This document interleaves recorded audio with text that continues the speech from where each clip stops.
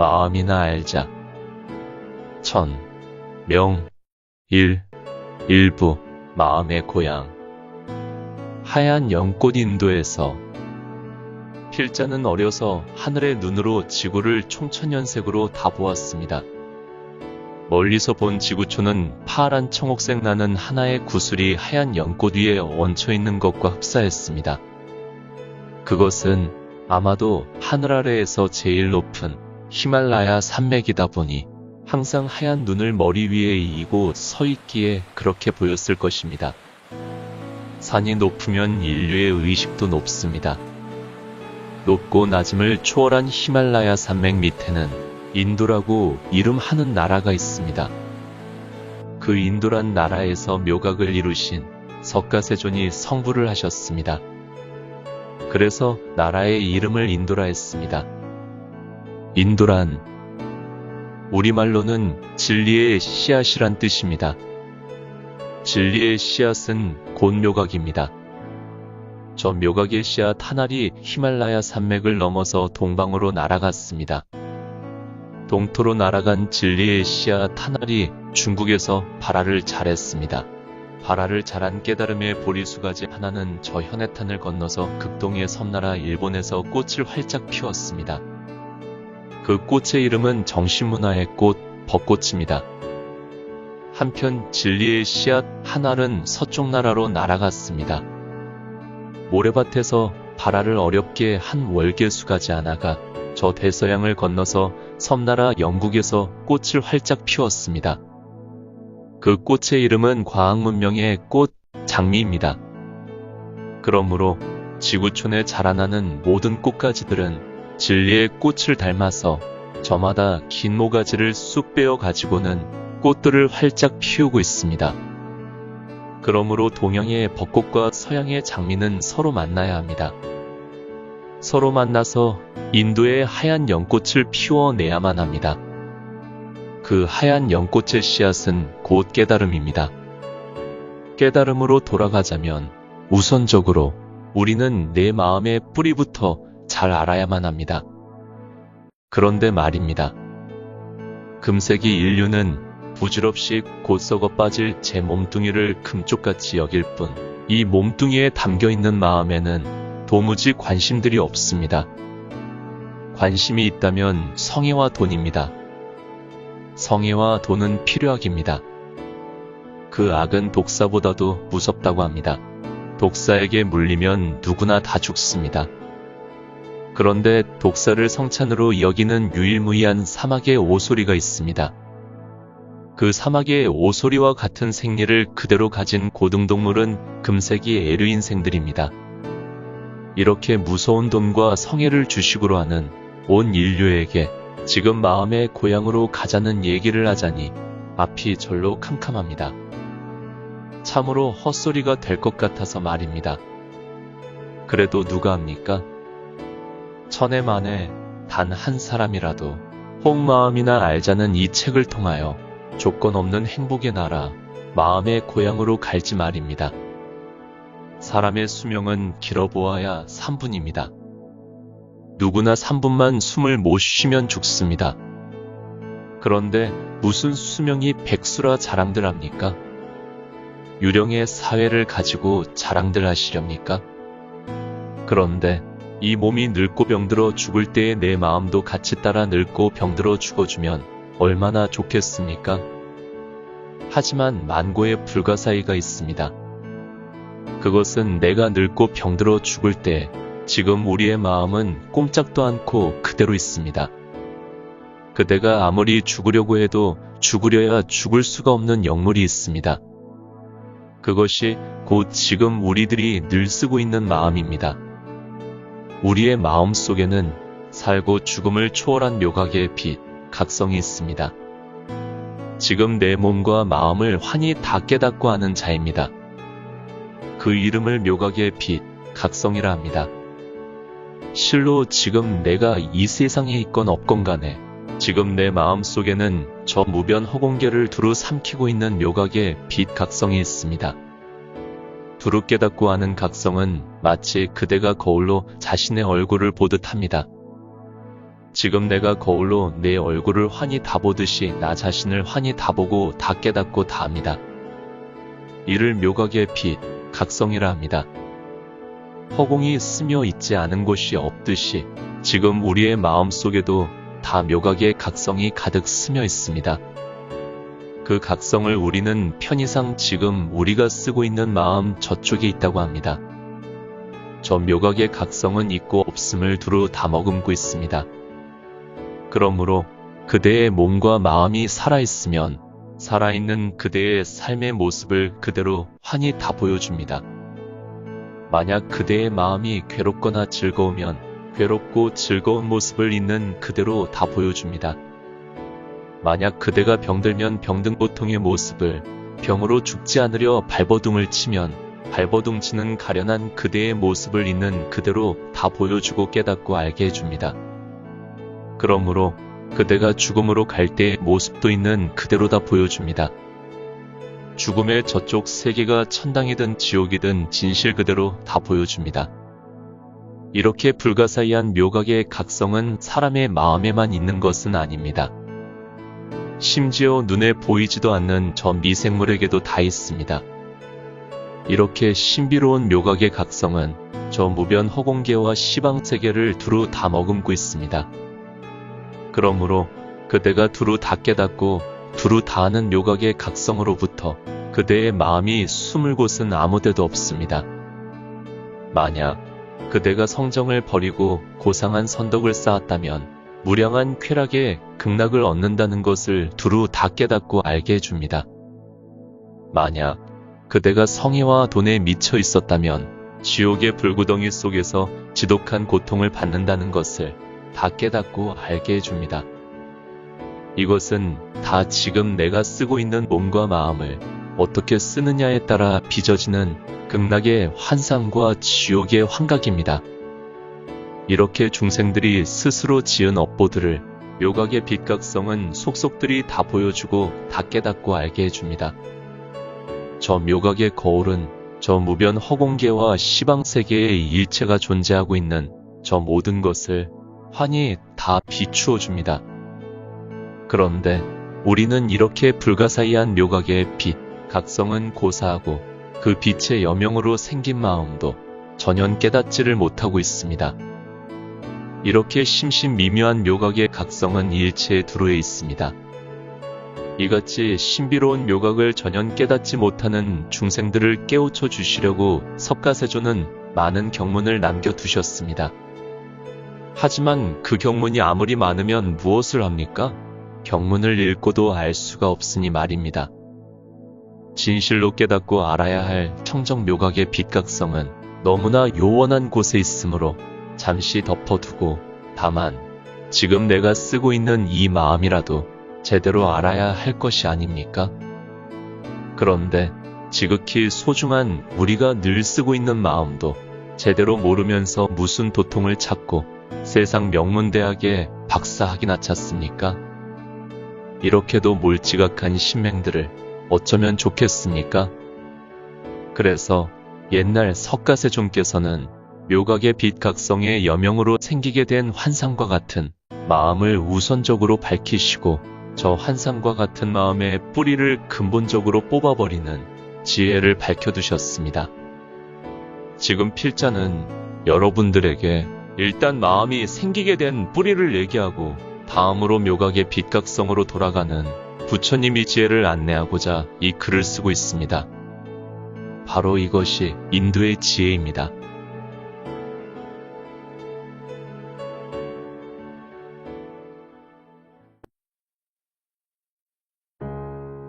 마음이나 알자. 천, 명, 일. 일부. 마음의 고향. 눈에 안 보이면 미신. 마음은 실체가 전혀 없습니다. 다만 깨닫고 하는 각성에 비추어진 환상입니다. 그 까닭은 마음은 묘각의 빛, 각성의 여명으로 생긴 환영이기 때문입니다. 일체 중생들은 모두 이렇게 실상이 없는 환상의 마음으로 살고 있습니다. 그런데도 마음에는 아무런 관심도 없습니다. 세상의 모든 과학도들은 날이면 날마다 눈에는 보이지도 않는 물리를 파고 들어갑니다. 그러면서도 제가 스스로 쓰고 있는 마음의 해부학인 심리학에는 도무지 관심조차 없습니다. 이것이 온 인류의 불행입니다. 물질을 가지고 그 물질의 성품인 진공을 찾는 과학이라면 당연히 과학의 눈으로 볼 수도 없는 마음 이상 진정한 과학은 없습니다. 오히려 과학은 물증은 있으나 마음이 없습니다.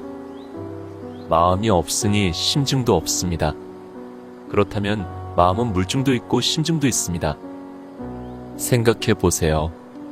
내가 내 마음을 분명히 알고 있으니 이보다 더한 심증이 어디에 또 있습니까? 또한 내가 내 마음대로 내 손발가락을 마음대로 움직일 수가 있으니 이 이상의 물증과 심증을 대는 것이 또 무엇이 있겠습니까? 그러므로 마음은 물증도 있고 심증도 분명합니다. 실로 과학이야말로 만고의 비과학인 미신입니다. 물심양의 면이 없는 부족물을 신뢰하는 과학은 반드시 온 인류의 영혼을 망치고 말 것입니다.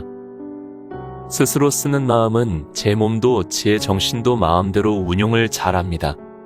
이렇게 물증도 있고 심증이 확실한 마음인데도 과학자들은 뒤돌아보지도 않고 마음 밖의 기계나 신을 믿고 마음을 미신으로 치부합니다. 우리의 마음은 내가 마음을 알고 모르고를 떠나서 그 어느 날 갑자기 이 몸에서 마음이 어디론가 떠나고 나면 졸지에 송장이 됩니다. 제 아무리 큰 부귀영화를 누렸던 영웅호걸도 마음이 떠나 송장이 되고 나면 곧바로 화장막으로 갑니다. 불타는 화장막 속에서도 마음은 타지도 않고 죽으려야 죽을 수도 없습니다. 죽든 살든 화장막 영혼의 이야기는 접어둡시다. 마음의 실상을 전혀 모르는 신맹들도 산 사람과 죽은 사람은 단박에 알아봅니다. 마음이 있고 없음은 식별하지만 지금 필자가 소개를 하려고 하는 마음의 주소는 생각지도 못합니다. 물론 마음의 주소를 밝힌 말이나 책자도 없습니다. 그래서 필자는 현대물리의 상식으로 이해를 돕겠습니다. 현대물리에서는 물질을 쪼개고 쪼개어서 10조분의 1mm를 입자라 합니다. 그 입자분의 마이너스 18승까지 내려가면 지금 우리가 쓰고 있는 마음을 만납니다. 이렇게 입자를 떠나서도 아득히 먼 진공장에 떠도는 허망한 마음의 고향 얘기를 어떻게 생각이나 말로 되겠습니까? 이와 같이 마음은 심히 깊고 높은 무국이 있습니다. 그래서 있고 없음을 멀리 떠난 열에 묘각의 빛, 각성으로 보아야 환히 다 드러나 보입니다. 이 모양으로 상상키도 어려운 아득히 먼 마음의 고향 얘기를 세상의 신맹들에게 어떻게 귀띔을 해줄까 생각해보니 앞이 캄캄합니다. 아마 그래서 성각자들은 아예 마음에 관한 한 입을 굳게 닫지 않았나 싶습니다. 그래도 무슨 말은 남겨야 했기에 언어도단이란 말을 남겼지 싶습니다. 어쩌면 마음에 관한 한 체념이 묘약이란 생각도 됩니다. 마음의 주소는 몇 번지에 있을까요? 일체의 모든 존재는 그것이 영적이든 물적이든 간에 생명성이라고 이름하는 마음의 성품은 다 있습니다. 그래서 물질의 미세한 입자에도 생명성이라고 이름하는 영자의 활동이 있습니다. 그 영자의 운동을 금세기 전자물리학자들은 입자라고 했습니다. 저 유교의 성리학에서는 우주의 생명성을 이렇게 기술하고 있습니다. 우주의 생명을 일러 성이라 하고 생명성을 따름을 일러 도라 하고 도를 닦아 익힘을 교라한다. 이렇듯 유교의 성리학에서도 일체의 모든 진리의 실상을 성으로 보았습니다. 그렇다면 그 성은 과연 어디서 나왔을까요? 만물에는 다 성품이 있습니다. 저 성품이란 성은 우리들의 마음에서 나왔습니다. 그래서 성품 성자를 파자로 풀어서 보면 신방변의 날생을 써서 생은 곧 성이라 했습니다. 실제로 마음은 10조분의 1mm라고 하는 입자분의 마이너스 18승에 머물고 있습니다. 필자의 이 가설은 반야심경의 무자와 공자가 몇 개가 있으며 그 뜻이 무엇인가를 알면 이해가 될 것입니다. 저 영국의 유명한 물리학 박사 에딩턴도 입자는 사념이라고 이미 정의를 해두셨습니다. 그렇다면 마음은 하늘이고 그 하늘에 떠다니는 구름 같은 사념을 입자로 보면 좋을 것입니다. 그래서 우리는 마음이 기쁘면 심성이 경쾌하고 마음이 슬프면 심성이 금방 우울해집니다. 비록 마음은 형색으로는 도저히 잡을 수가 없으나 스스로 느끼는 심리현상으로는 물질 이상으로 분명합니다. 그래서 음욕이 생기면 성기에서 액이 흐르고 맛있는 음식을 보면 금방 입안에서는 침이 고입니다. 이렇게 심증과 물증이 분명한 것이 마음인데도 눈에만 보이는 물증을 위주로 판단하는 이것이 인류의 무지한 신맹병입니다. 아마도 이같이 지독한 신맹병은 곧 치유가 될 것입니다. 앞으로 7, 80년 후에는 지금의 삼성 같은 기업에서 수준 높은 반도체를 만들 것입니다. 그 반도체는 7보로 만들었기 때문에 지금보다 훨씬 수준 높은 300만 분의 1까지 파고들 것입니다. 그렇게만 되면 지금의 저 휴대폰으로 마음의 파편인 영혼을 물체처럼 영상으로 보게 됩니다. 그렇게 되면 지구촌에 사는 거짓말쟁이들은 큰일 납니다. 물론 다른 정신적 부작용도 만만치 않습니다만, 물론 마음은 전자장비로 분석이 되는 대상은 아닙니다. 마음은 무국이 안주하고 있기 때문이기도 하지만 본래로 허망한 환상이기 때문입니다.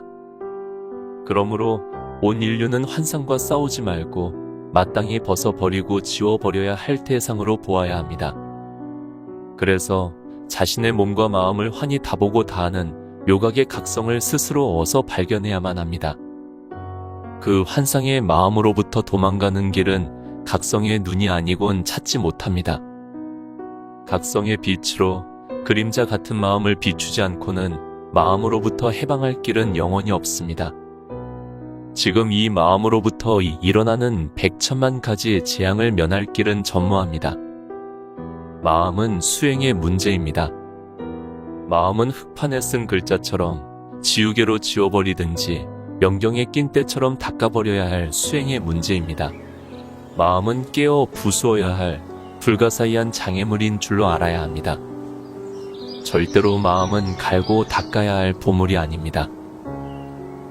이 같은 마음의 실체를 잘 모르고 과학적 상식으로 분석이나 개발을 하게 되면 온 인류는 반드시 미치고 맙니다. 제 눈이 제 눈을 돌이켜보지 못하듯이 마음은 볼 수는 없으나 일체의 근본 뿌리가 되고 있기 때문입니다. 부처님의 눈으로 보면 마음의 주소는 입자분의 마이너스 18승에 있습니다. 그리고 부처님이 깨달은 청정묘각의 빛, 각성의 주소는 심자분의 마이너스 21승에 있습니다. 그래서 우리 조상들은 너무나 현명했습니다. 아무것도 안 보이는 마음 너머를 보고 절을 했습니다. 마음으로 생각되는 것 말고 그 너머를 보고 절을 했습니다. 마음 너머에 숨어있는 각성을 보고 절을 했습니다. 일찍이 민초들은 무국의 마음에 큰절을 해왔습니다. 그렇다면 몸과 마음 저 너머 무국에 절을 해온 우리 조상들이 오늘날 우리보다 무식해서일까요? 아닙니다. 절대로 아닙니다. 진실로 민초들은 망상의 잡동사니로 만들어진 세상의 물정을 멀리했습니다. 물상에 저 뒤에 깨어있는 무국의 각성을 보았습니다. 그러므로 무심으로 돌아가는 무국의 마음에 절을 할 줄 알았습니다. 이것이 지구촌에서 가장 신성한 종교입니다. 그러므로 진정한 종교는 무국의 각성에 절을 하고 그 각성을 가로막고 있는 마음을 지워버리는 명상 수행이 곧 진정한 종교입니다. 지구촌 민초들은 일찍이 산이나 바다를 보고도 큰절을 했습니다. 거기에 비움의 행위 철학이 있기 때문입니다. 금세기 유식한 지식군들에게 묻습니다. 정말로 우리 조상들이 태초부터 너무 무식해서 눈에도 안 보이는 허구의 신을 믿었다고들 생각하시나요? 필자가 알기로는 무식하기로 말할 것 같으면 오늘날 많이 배운 식자들 이상 바보는 없습니다. 왜 바보인가요? 지금도 과학자들은 도무지 눈에는 보이지도 않는 무국의 진공을 가지고 끝없는 실험을 하고 있지 않습니까? 그렇다면 과연 누가 더 현명하고 누가 더 무지한 바보인가요? 과학이란 별난 것도 아닙니다. 초학들은 처음에 물질 속에 숨어있는 진공을 찾습니다. 그 진공의 성질을 찾아서는 그 진공의 성질을 다시 재조립한 물건들을 가지고 장난을 합니다. 그 장난감들이 오늘날 인류가 미치게 좋아들 하는 과학의 요물입니다. 석가세존은 3000년 전에 이미 물질을 10조분의 1mm로 쪼개면 무국의 허공의 비늘이 된다고 하셨습니다. 그 허공의 비늘을 진공이라 하고 진공을 허공의 비늘이란 뜻으로 이너진이라 하셨습니다. 저 허공의 비늘인 이너진의 진공 속에는 수백억의 시방세계가 다 들쏭날쏭한다고도 하셨습니다. 이 뜻을 문자로 일미진중함 시방이라 하는 것입니다. 오늘날 과학자들은 아직도 석가세존께서 불안으로 보신 묘각의 진공은 상상을 못합니다. 저 아인슈타인 선생의 특수 상대성 원리도 진공 속에 춤추고 있는 물리를 조금 보았을 뿐입니다. 그분이 상상한 가설의 중력장 파장설은 마음이 열려서 천이통을 얻게 되면 항상 듣는 천상의 음악입니다. 하나도 신기할 것이 없습니다. 저 유명한 베토벤은 일찍이 저 우주 속에 뒹구는 중력장 파장의 음을 귀한인 각성으로 듣고 그 음파의 음률을 악보로 정리하였으니 그 곡이 바로 유명한 월광소나타입니다. 아마도 아인슈타인 박사의 영감에도 저 우주 중력 파장의 묘음이 들렸던 모양입니다. 천주교에서 말하는 하나님이 계시는 세계 광음천에서는 항상 듣는 천상의 음악입니다. 이를 베토벤은 육신의 귀가 아닌 각성의 귀로 들었던 것입니다. 그래서 음악은 귀로 하지 않습니다. 바보들이 귀로 음악을 합니다. 진정한 음악가는 귀로 듣지도 않고 마음으로 듣지도 않고 각성의 귀로 법계의 묘음을 듣습니다. 그래야만이 진정한 음악가입니다. 아인슈타인 박사도 조금만 마음에 관심을 두었다면 묘각의 빛, 각성의 묘음을 들었을 것입니다. 묘각의 빛, 각성의 여명으로 생긴 저 마음이 태초의 고요한 쪽으로는 저 무변 허공계가 되었고 동하는 쪽으로는 시방세계가 생기게 되었음을 깨쳤을 것입니다. 그런데 마음의 연금술이 아닌 진공의 춤인 물리로 파고드는 바람에 우주생원의 성리를 전혀 몰랐습니다. 그러므로 마음의 속성인 의식, 잠재의식, 무의식 이 세 가지가 서로 동반이합하는 행위로 말미암아 고요한 허공계가 나선형으로 감춰 돌면서 저 우주에는 엄청난 중력장의 파장이 시방세계를 창조하게 되었습니다. 이 뜻을 성서에서는 하나님이 만물을 창조하시기 전에 말씀이 있었다로 기록하고 있습니다. 저 무변 허공계가 돌고 돌므로 공간의 흐름이 서로 융합되면서 만물의 에너지가 생기고 그 색성이 나선의 원형질로 돌고 돌면서 중력의 파장인 소리가 생기고 소리의 음성이 시방세계에 들어가게 되었습니다. 그리고 또 그 소리의 성품인 음성이 시공에 스며들면서 냄새를 내는 향기의 성품이 시방세계에 들어가게 되었습니다. 또한 향기의 성품이 색성에 깊이 스며들면서 맛을 내는 맛의 성품이 시방세계에 들어가게 되었고 또 맛의 성품인 미성이 향기에 스며들면서 은밀히 느끼는 촉감의 성품인 감성이 시방세계에 들어가게 되었습니다. 그리고 또 촉감의 성품이 심성의 지각에 반응이 되면서 깨닫고 아는 성품인 식성이 시방세계에 들어가게 되었습니다. 그 6가지 육감이 총체적으로 잘 융합되어서 한 덩어리로 조화를 잘 이룬 고등동물이 되었습니다. 그것이 곧 인간입니다. 그러므로 인간은 온 우주의 식성을 하나로 둘둘 말아서 압축시킨 영물입니다. 그래서 사람은 육감이 잘 발달되어 있습니다. 잘 발달된 육감은 곧 안이비설신이라 하는 육근입니다. 이 육근의 생기설을 색, 성, 향, 미, 촉, 관리라 했습니다. 만약에 아인슈타인 선생께서 우주 물리와 정신 물리가 서로 다르지 않다는 이치를 진작 깨닫고 정신 심리학으로 노벨상을 받았다면 아마도 온 인류는 마음으로부터 조건 없는 행복을 누렸을 것입니다.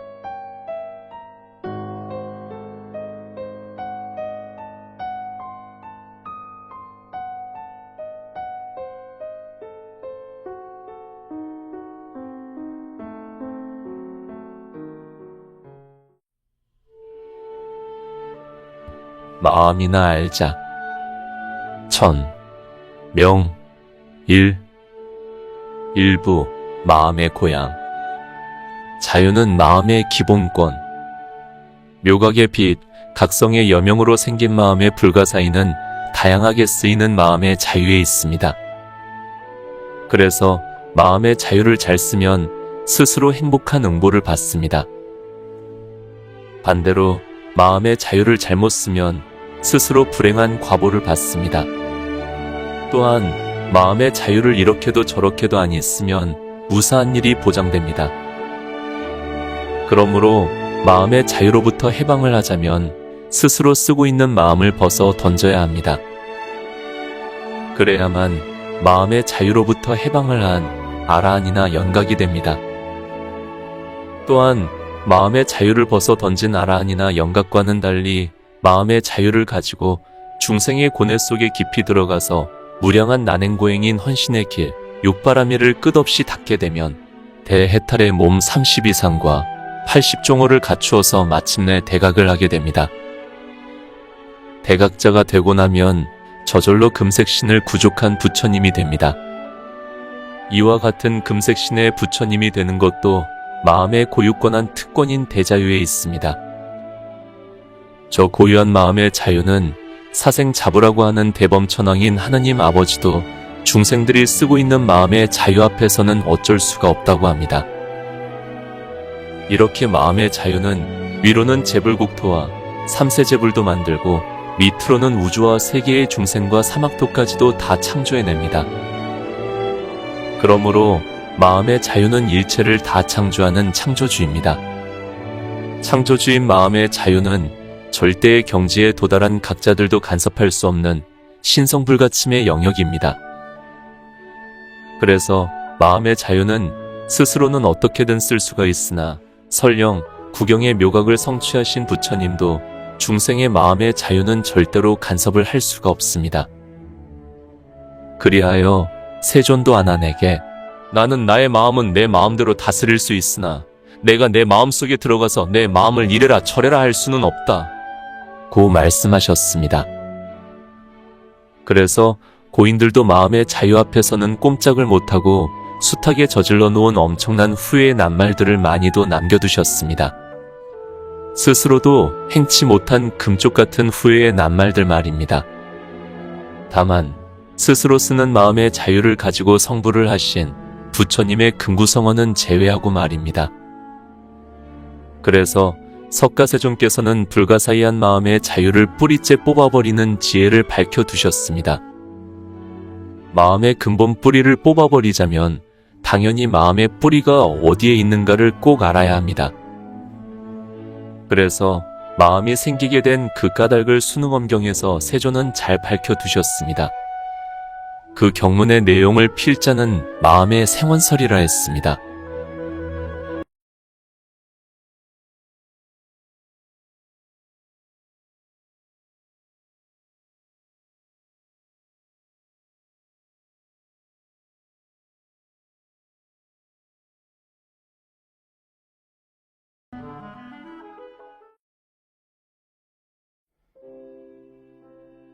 마음이나 알자. 천, 명, 일, 일부, 마음의 고향, 마음의 생원설.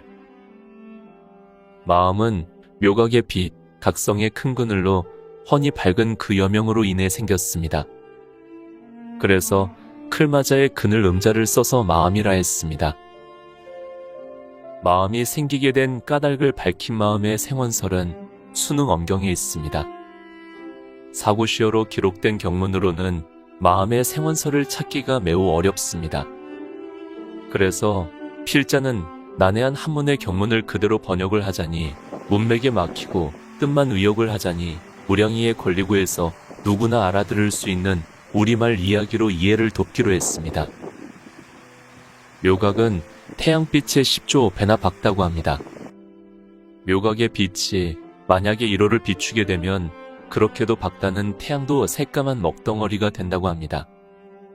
이렇게 명료하게 밝고 묘명하게 맑은 각성의 여명으로 지금 우리들이 쓰고 있는 마음이 생겼다고 합니다. 그 누구도 생각지도 못한 마음의 생원서를 온 인류에게 밝히려고 하니 참으로 난감합니다. 그래서 불가피하게 의미유추의 논리학을 빌리기로 했습니다. 의미유추의 논리학은 곧 은유와 비유로 납득시키는 가설입니다. 고래로 마음의 생원에 관한 한 많은 성인들도 침묵으로 일관해왔습니다. 그 까닭은 무엇보다 석존처럼 묘각을 성취하지 못했기 때문입니다.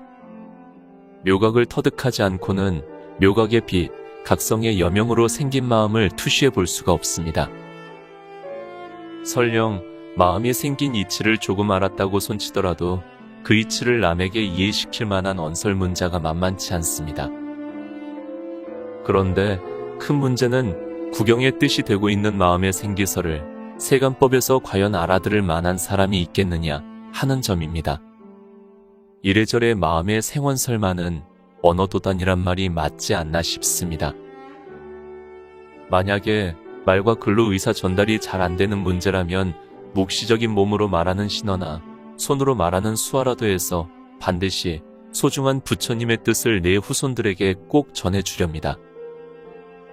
그래서 필자가 애용하는 이야기는 물론 의미유추의 논리학입니다. 의미유추의 논리학은 비유를 말합니다. 비유는 맹인에게 지팡이와 같습니다. 지팡이가 전해주는 예민한 감성으로 길을 찾듯이 마음을 모르는 신명들에겐 의미유추의 논리학이 곧 지팡이가 됩니다. 지금부터 의미유추로 풀어내어 봅시다. 우리는 수만 생을 보아왔습니다.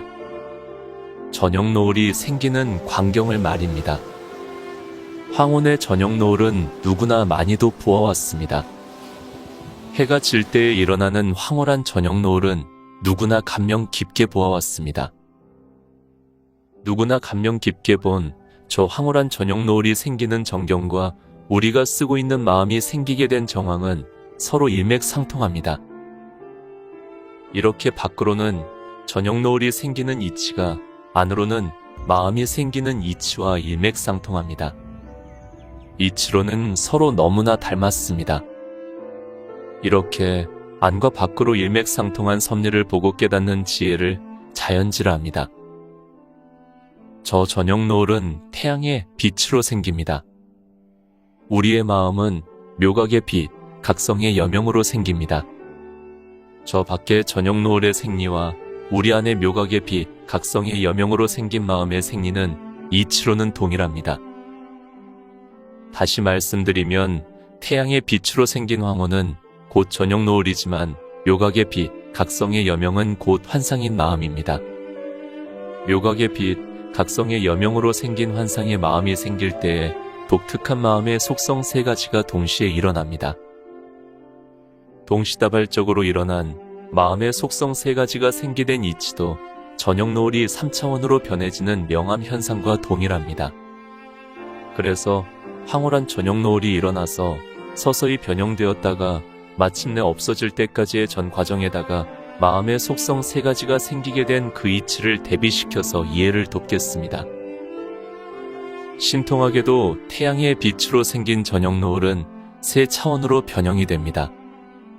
또한 묘각의 빛, 각성의 여명으로 생긴 마음도 세 차원으로 분리가 되어 있습니다. 이렇게 변이의 생리가 동일합니다. 지금 서서히 지평선으로 해가 넘어가고 있습니다. 해가 넘어가면서 생기는 황홀한 저녁 노을은 처음에는 무척 환하게 밝습니다. 이렇게 환하다가 점점 어둑해집니다. 그러다가 마침내 캄캄해집니다. 이렇게 펼쳐지는 저녁 노을의 현상과 동일한 이치로 마음의 속성 세 가지도 결정이 되어졌습니다. 그러면 묘각의 빛, 각성의 여명으로 생긴 마음에 깃들여져 있는 그 마음의 속성 세 가지란 과연 무엇인가? 깨어있는 의식계와 요리조리 생각하는 잠재의식계와 잠든 상태의 무의식계입니다. 그러면 이 세 가지 마음의 속성은 과연 어떻게 해서 생기게 되었을까요? 했을 때 여기에 대한 답은 밖의 자연현상과 내 안의 심리현상을 대비시켜서 생각해보는 자연지밖에는 없습니다. 그렇다면 자연의 성리와 중생의 심리가 어떻게 서로 일치되는가를 좀 더 구체적으로 밝혀보겠습니다. 지금 태양은 서서히 서산으로 넘어가고 있습니다. 넘어가면서 자연 발생적으로 생기는 황홀한 저녁 노을을 잘 생각해 보세요. 그러면 자연의 현상과 마음의 속성 세 가지가 생기는 이치가 동일함을 알 것입니다. 저녁 노을이 처음 생길 때는 한참은 환하게 황홀합니다. 이렇게 한시적으로 황홀한 이 영역은 마음의 속성 가운데서는 밝은 양성의 의식계가 되었습니다. 그리고 또 한시적으로 환한 이 영역도 서서히 어둑해집니다. 이렇게 어둑하게 혼침한 영역은 마음의 속성 가운데서 이쪽 저쪽을 생각해보는 중성의 잠재의식계가 되었습니다. 그리고 또 어둑한 이 영역도 마침내는 캄캄해집니다. 이렇게 캄캄한 영역은 마음의 속성 가운데서 수면 상태와 같은 음성의 무의식계가 되었습니다. 아, 보라. 이렇게 저녁 노을의 현상과 똑같은 이치로 묘각의 빛, 각성의 여명으로 생긴 마음의 속성 가운데서 독특한 세 가지 성질이 생기게 되었습니다. 이렇게 묘각의 빛, 그 여명으로 생긴 이 마음의 속성 세 가지를 고전 침구학에서는 삼맥이라 이름합니다. 이 마음의 속성 세 가지를 성리학에서는 삼강이라 했습니다. 그리고 현대의학에서는 마음의 속성 세 가지를 DNA라 합니다. 우주물리학에서는 음성, 중성, 양성이라 하고 마음의 속성 세 가지는 불가사의학에도 같은 것은 서로 밀고 다른 것을 서로 잡아당기는 정반합 작용을 합니다. 이를 필자는 동반이합이라 합니다. 저 정반합 작용으로 말미암아 일체의 만법은 삼위일체로 행위를 하고 있습니다. 과연 이렇게 불가사의한 마음의 수수께끼를 누가 어떻게 대답을 해주겠습니까? 저 인도의 석가세조는 이미 그 불가사의한 마음의 수수께끼를 수능엄경에서 은밀히 밝혀두셨습니다. 그러나 그 심신미묘한 열의 미린을 누가 감히 어림이나 하겠습니까? 천만다행으로 죄생이 금생의 부처님의 가피력으로 마음의 생원서를 밝히면서 세존의 깊은 은혜에 엎드려 큰 절을 올립니다. 안녕.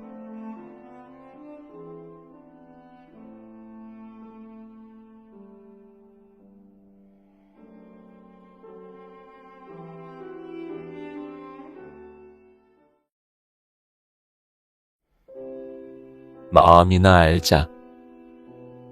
천, 명,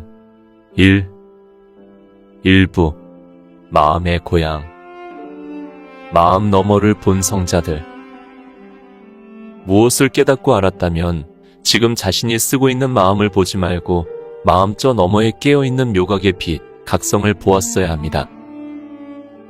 그렇다면 동양의 성자, 노자와 장자와 공자님은 과연 자신이 쓰고 있는 마음 너머에 있는 묘각의 빛, 각성을 보았을까요?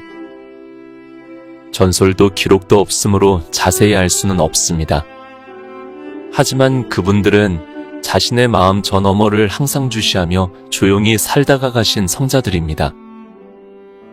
공자님의 경우는 노자나 장자처럼 무사한 일에 적정을 취하지 않았습니다. 노자나 장자는 비산비하에서 독거를 하신 독각들입니다. 하지만 공자님은 대승보살의 삶을 상징하는 소를 타고 다니신 분입니다. 그래서 공자님은 거룩한 도덕성으로 참다운 사람이 되는 인격 완성의 도를 동방에 널리 펴신 성인이십니다. 보다 높고 방대한 학문을 체계적으로 정리를 잘하셔서 후세에 전한 종합대학의 총장과 같은 대선지식입니다. 보다 놀라운 사실은 공자님도 석존처럼 마음의 밑바탕을 보는 깨달음의 도가 있었습니다. 그런데 어찌해서 공자님의 교훈을 받드는 유교 집안에서는 마음을 뛰어넘는 공자님의 깨달음의 도가 전해오고 있지 않게 되었을까요? 지금도 저 성균관의 유학자들은 공자님의 윤리도덕관으로 수놓은 의관만 입고 있습니다. 바로 이것이 유교 집안의 불가사의 수수께끼입니다. 공자님의 참 도의 진수는 의식 확장인 깨달음에 있었습니다. 그 도는 우리들 마음 저쪽에서 빛나고 있는 묘각의 빛각성을 음성륜으로 깨닫게 한 관청법에 있었습니다. 바로 이 관청법이 공자님의 상투 속에 숨어있는 깨달음의 도입니다. 그 도는 들음을 돌이켜 듣는 법입니다. 관청법은 밖의 소리를 귀로 듣지 않고 마음으로 듣고 마음으로도 듣지를 말고 각성으로 들으라고 하신 공자님의 법입니다. 공자님은 이를 심재라 하셨습니다. 그렇다면 공자님이 직접 말씀한 그 심재로는 과연 무엇인가를 자세히 밝혀보겠습니다. 심재전법 이야기. 공자님에게 가장 사랑한 제자가 있었으니 그는 안자입니다. 안자는 모든 면에서도 훌륭했지만 특히 공자님께서 먼 타국으로 떠돌이 생활을 하실 때에 끝까지 따라다니며 시봉을 잘한 큰 제자입니다. 뿐만 아니라 안자는 공자님의 가슴에 가장 많은 눈물을 뿌리게 한 장한 살신성인의 공운이 있는 제자였습니다. 공자님은 천하가 다 아는 도덕군자이기도 하지만 오늘날 세계만방의 교육기관인 학교를 창시한 시조 할배이기도 합니다. 공자님은 종합대학 총장과 같은 대학자입니다. 그렇다 보니 공자님의 곁에는 항상 서책자가 산더미같이 따라다녔습니다. 그 산더미 같은 책이 오늘날 종이 쪽 장서 같으면 얼마나 좋았겠습니까? 당시에는 종이에 찍은 인쇄물이 아닌 목판이나 대쪽에다 쓴 서적물입니다. 그렇다 보니 공자님이 어디로 한번 이동을 하실 때에는 몇 대의 수레나 우거의 서적물을 가득가득 싣고 다녀야 했습니다. 한때의 공자님은 먼 나라로 출국을 하시게 되었습니다. 동시에 저 엄청난 장서들도 함께 이동을 하게 되었습니다. 무진난행 고행자 보살도가 다 그렇듯이 공자님도 한평생을 떠돌이 생활을 하셨습니다.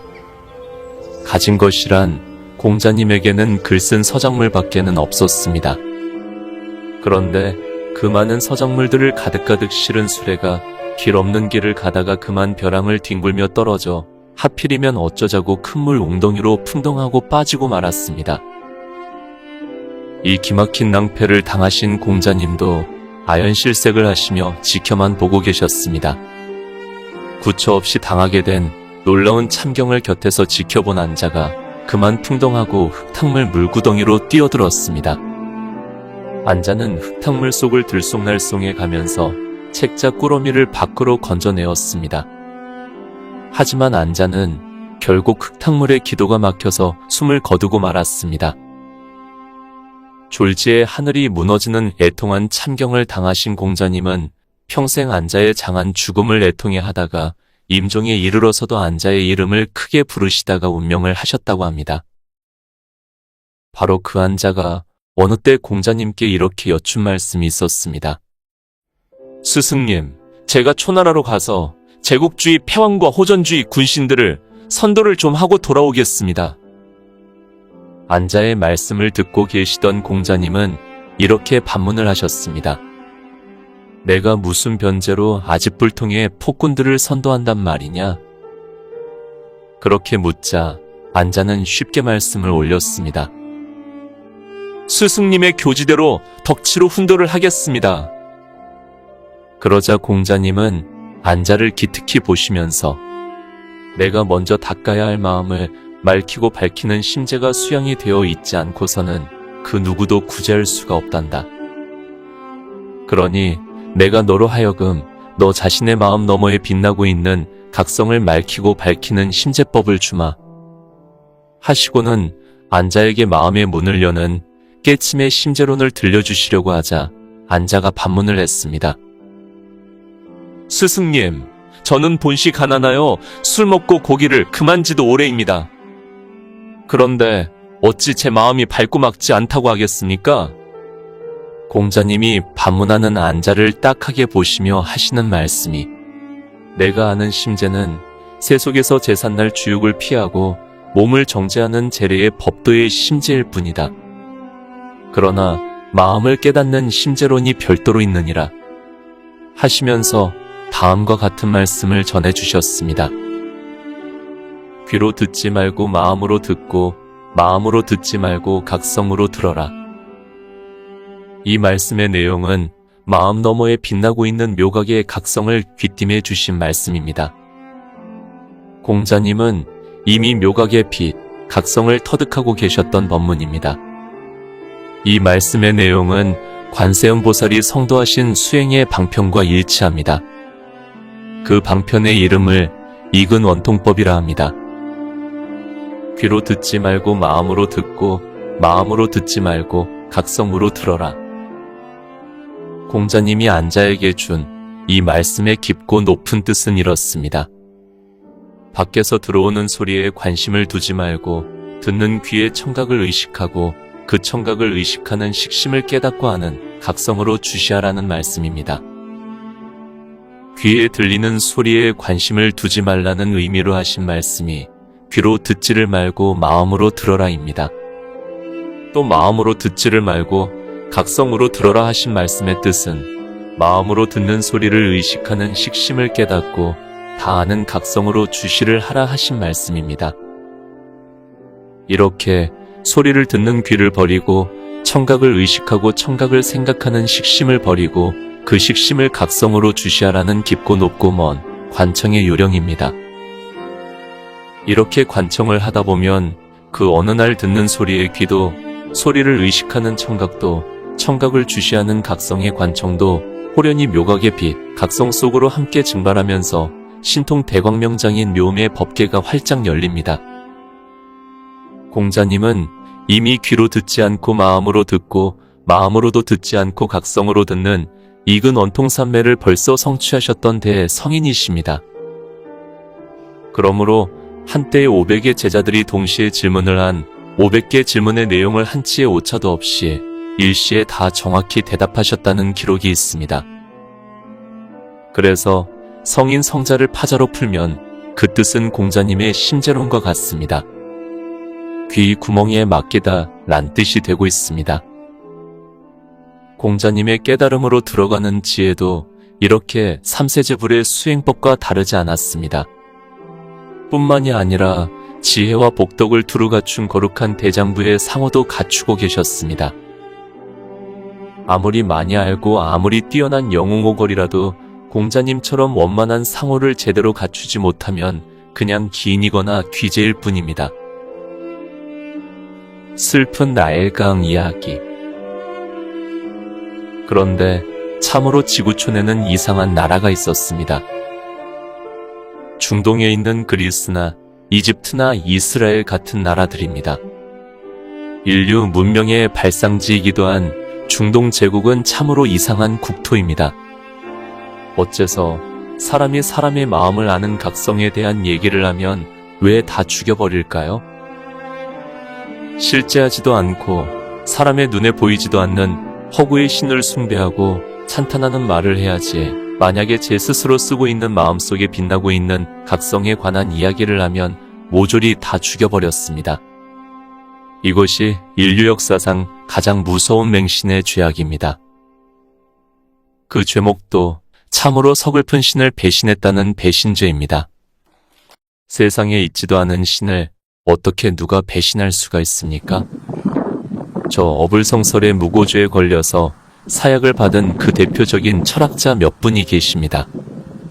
피타고라스, 헤라클레토이스, 소크라테스 등입니다.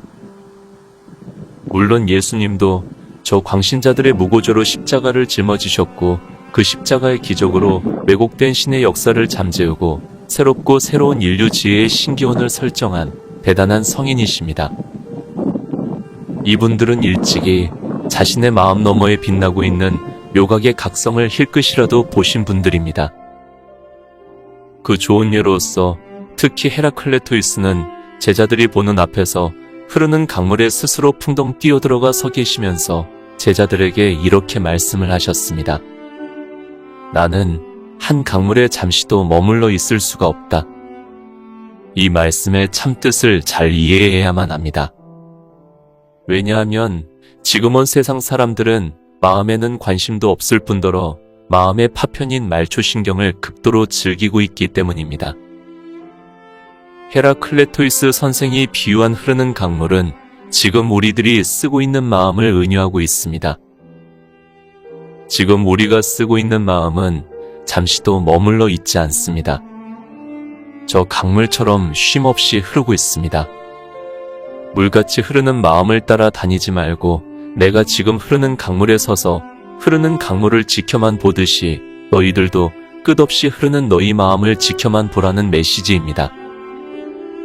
흐르는 강물과 같은 마음을 잠깐이라도 지켜만 본다면 어지러운 마음으로부터 잠시라도 해방될 것입니다. 마음으로부터 해방된 그 자유가 얼마나 감미로운가를 맛볼 것입니다. 바로 헤라클레토이스가 강물에 서서 흐르는 강물을 지켜만 보듯이 지금 내 안의 만고부동의 각성으로 흐르는 마음을 지켜만 본다면 조건 없는 행복이 무엇인가를 깨달을 것입니다. 묘각의 빛, 각성은 만고로부터 영원한 미래에까지도 조금도 움직이지 않습니다. 바로 그 부동성인 묘각의 빛, 각성을 대신해서 헤라클레토이스는 흐르는 강물에 서 있었던 것입니다. 피타고라스나 헤라클레토이스는 제자들에게 자신들의 몸과 마음을 환히 지켜만 보는 각성을 깨닫게 해주시려고 형설의 메시지로 흐르는 강물에 뛰어들어 서 계시면서 나는 잠시도 한 강물에 머물러 있을 수가 없다 라고 하셨던 것입니다. 삼세제 불도 흐르는 마음을 지켜만 볼 뿐입니다. 공연히 쉼 없이 흐르는 마음을 가지고 어디 한 곳에 붙들어 매려고 하거나 절대로 망각의 늪으로 집중을 시키려고 하지를 않습니다. 그런데 별난 수행자들은 마음을 한 곳에 붙들어 매려고 합니다. 그리고 산만한 정신을 한 곳에 집중시키려고 애를 씁니다. 절대로 마음을 한 곳에 집중시키는 정신통일이 아닙니다. 그 반대입니다. 방관입니다. 마음의 파도를 마냥 춤추게 합니다. 신심을 지극히 자유롭게 지켜만 보는 방관입니다. 수행의 천만은 정신집중입니다. 정신집중이 아닌 방관의 지혜를 헤라클레토이스는 흐르는 강물에 서서 스치고 지나가는 강물을 지켜만 보는 방관의 지혜를 보여주셨습니다. 저 나일강 유역의 사막에서 꽃을 피우다가 시들어버린 피타고라스와 더불어 사약을 받은 철학자들의 깨침의 미학은 저 성가의 달마대사가 몇백 9년의 수행을 마치시고 남기신 유명한 법문과 동일합니다.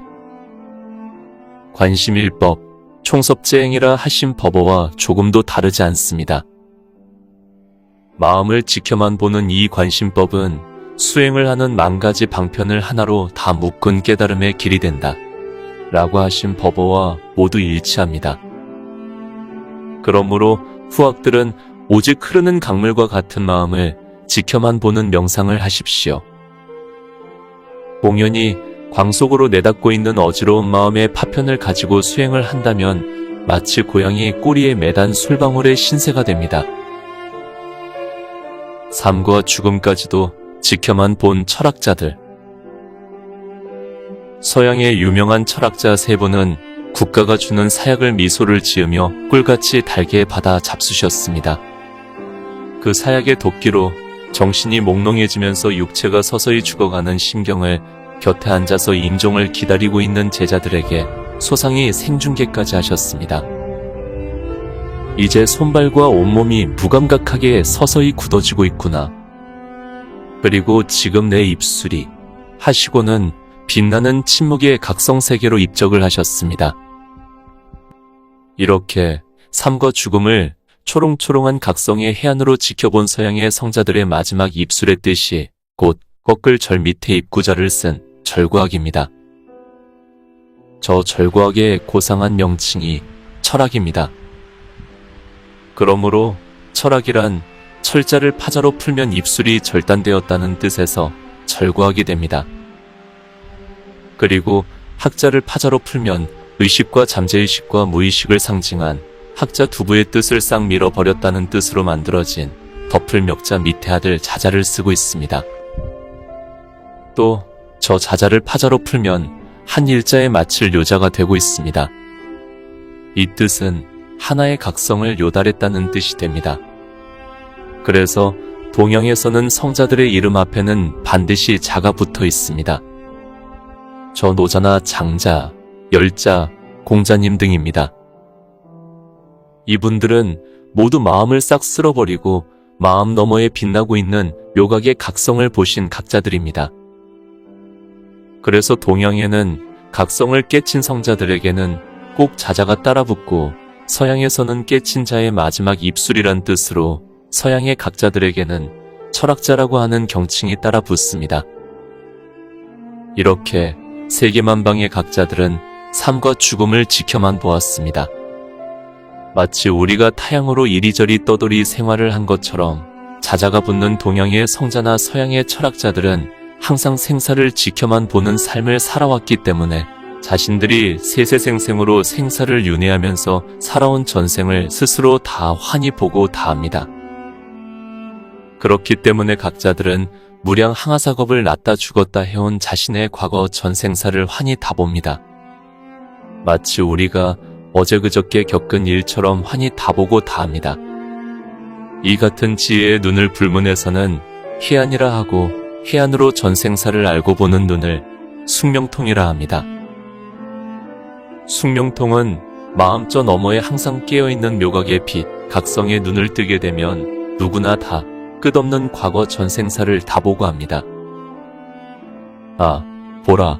저 나일강 유역의 유명한 철학자들도 이와 같은 각성의 눈이 조금은 다 있었습니다. 생사를 지켜보는 눈이 있었습니다. 이러한 진실도 모르는 소경 같은 저 신맹들은 제 스스로 제 아버지의 징검다리를 타고 어머니의 태중으로 입퇴를 한 사실조차도 까맣게 모릅니다. 그러나 깨달은 각자들은 부모의 애무로 입퇴해서 자신이 창조가 되는 전 과정을 환히 다 봅니다.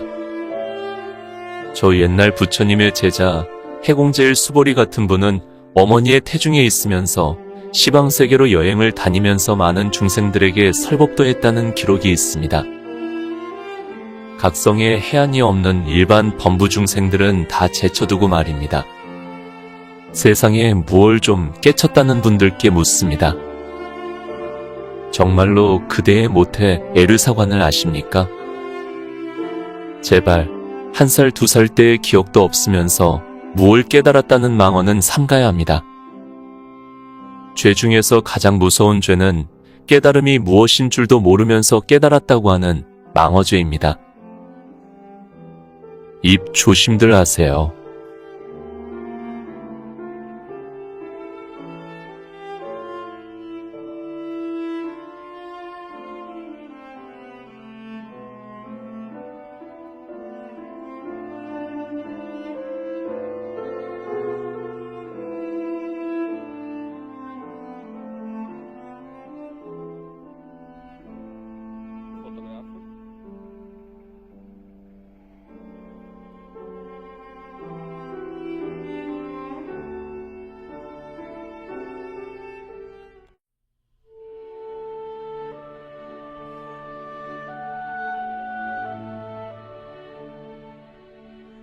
마음이나 알자.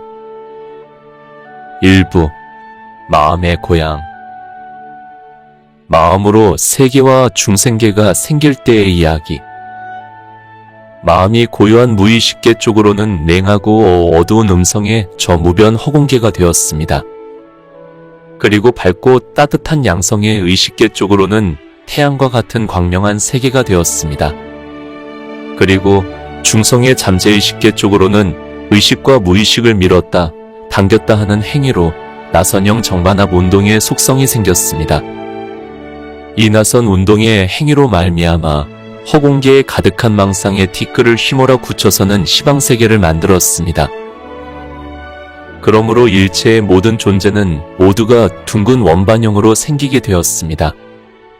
바로 이 마음의 속성 세 가지가 서로 상보상극 상생을 하는 행위가 마음으로 가서는 영혼을 굴리는 심리가 되었고, 물질로 들어가서는 물리가 되었으며 중생의 육체로 들어가서는 생리가 되었습니다.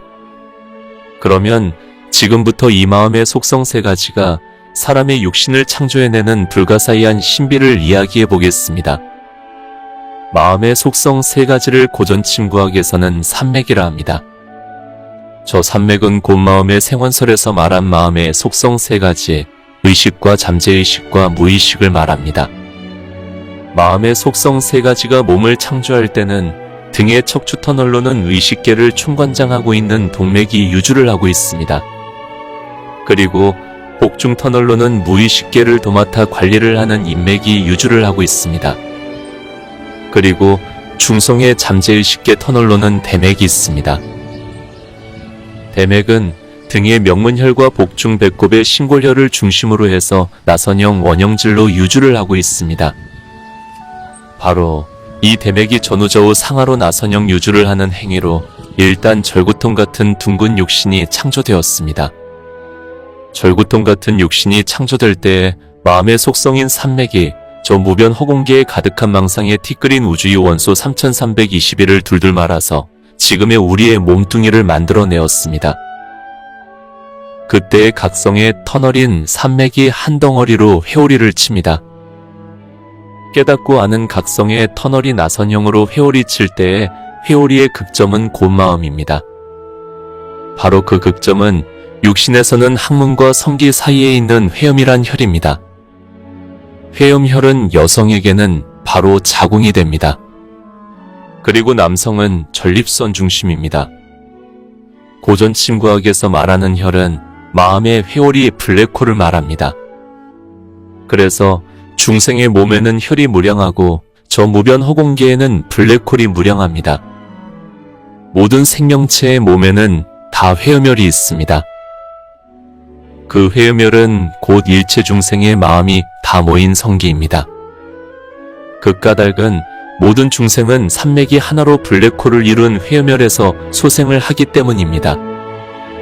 그러므로 남성의 경우에는 고환과 항문 사이에 위치한 전립선 중심 부위가 되고 있으며 여성의 경우는 곧 생명을 잉태할 수 있는 자궁이 되고 있습니다.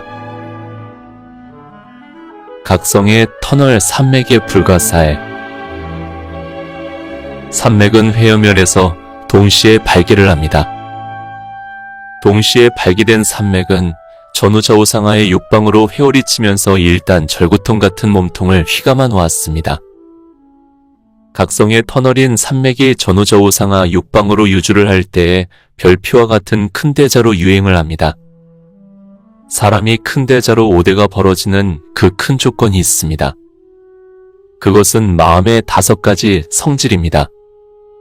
그 마음의 성질은 색과 텅 빈 허공을 보는 색음과 보고 느끼는 수음과 느끼는 현상을 생각하는 상음과 생각을 굴리는 행음과 기억을 하는 식음입니다. 산맥이 마음의 5가지 성질을 굴리는 큰 대자 행위로 말미암아 절구통 같은 인체에는 오대라고 하는 머리와 양 팔다리가 뚜렷하게 벌어지게 되었습니다. 동시에 인체에는 동반 이압을 하는 오음을 굴리는 오행의 속성으로 얼굴에는 오관이 뚜렷하게 되었고 상하수족에는 각각 20개의 손발가락이 벌어지게 되었습니다. 동시에 손발가락의 지두에는 산맥의 낙관인 회오리 지문이 생기게 되었습니다. 둔부의 회음에서 발기한 산맥은 일단 음양 양면성으로 반작용을 하면서 두부로 상행합니다. 두부로 올라가면서 얼굴에다가는 깨닫고 아는 각성의 톡을 육근을 뚫어 놓습니다. 산맥이 육근을 장엄할 때에 나선형으로 육근을 둥글게 만들어 놓고는 거기에다가 깨닫고 아는 각성의 파편 6개의 불가사의 신경계 육경을 장엄해 놓았습니다. 또한 이 육경이 복중으로 몰입을 하면서 둘둘 말고 둘둘 뭉쳐서 육장하육부를 창조해 놓습니다. 바로 이 육경의 신비로 몸의 안팎의 감성을 깨닫고 하는 허망한 육식이 되고 그것으로 하나의 행위를 하는 식심이 일어나게 되었습니다. 식심은 곧 육근으로 받아들인 정신장룡을 말합니다. 이를 속칭 마음이라 합니다. 이 육감 작용을 하는 6개의 신경계통을 고전 친구학에서는 육경이라 합니다. 우리 몸의 실제 한조 육경이 육신의 안팎으로 정반합 작용을 하는 그 신비를 고전 친구학에서는 이렇게 밝히고 있습니다. 태양경과 태음경이 한조로서 궁합을 이루고 있습니다. 양명경과 거름경이 한조로서 궁합을 이루고 있습니다.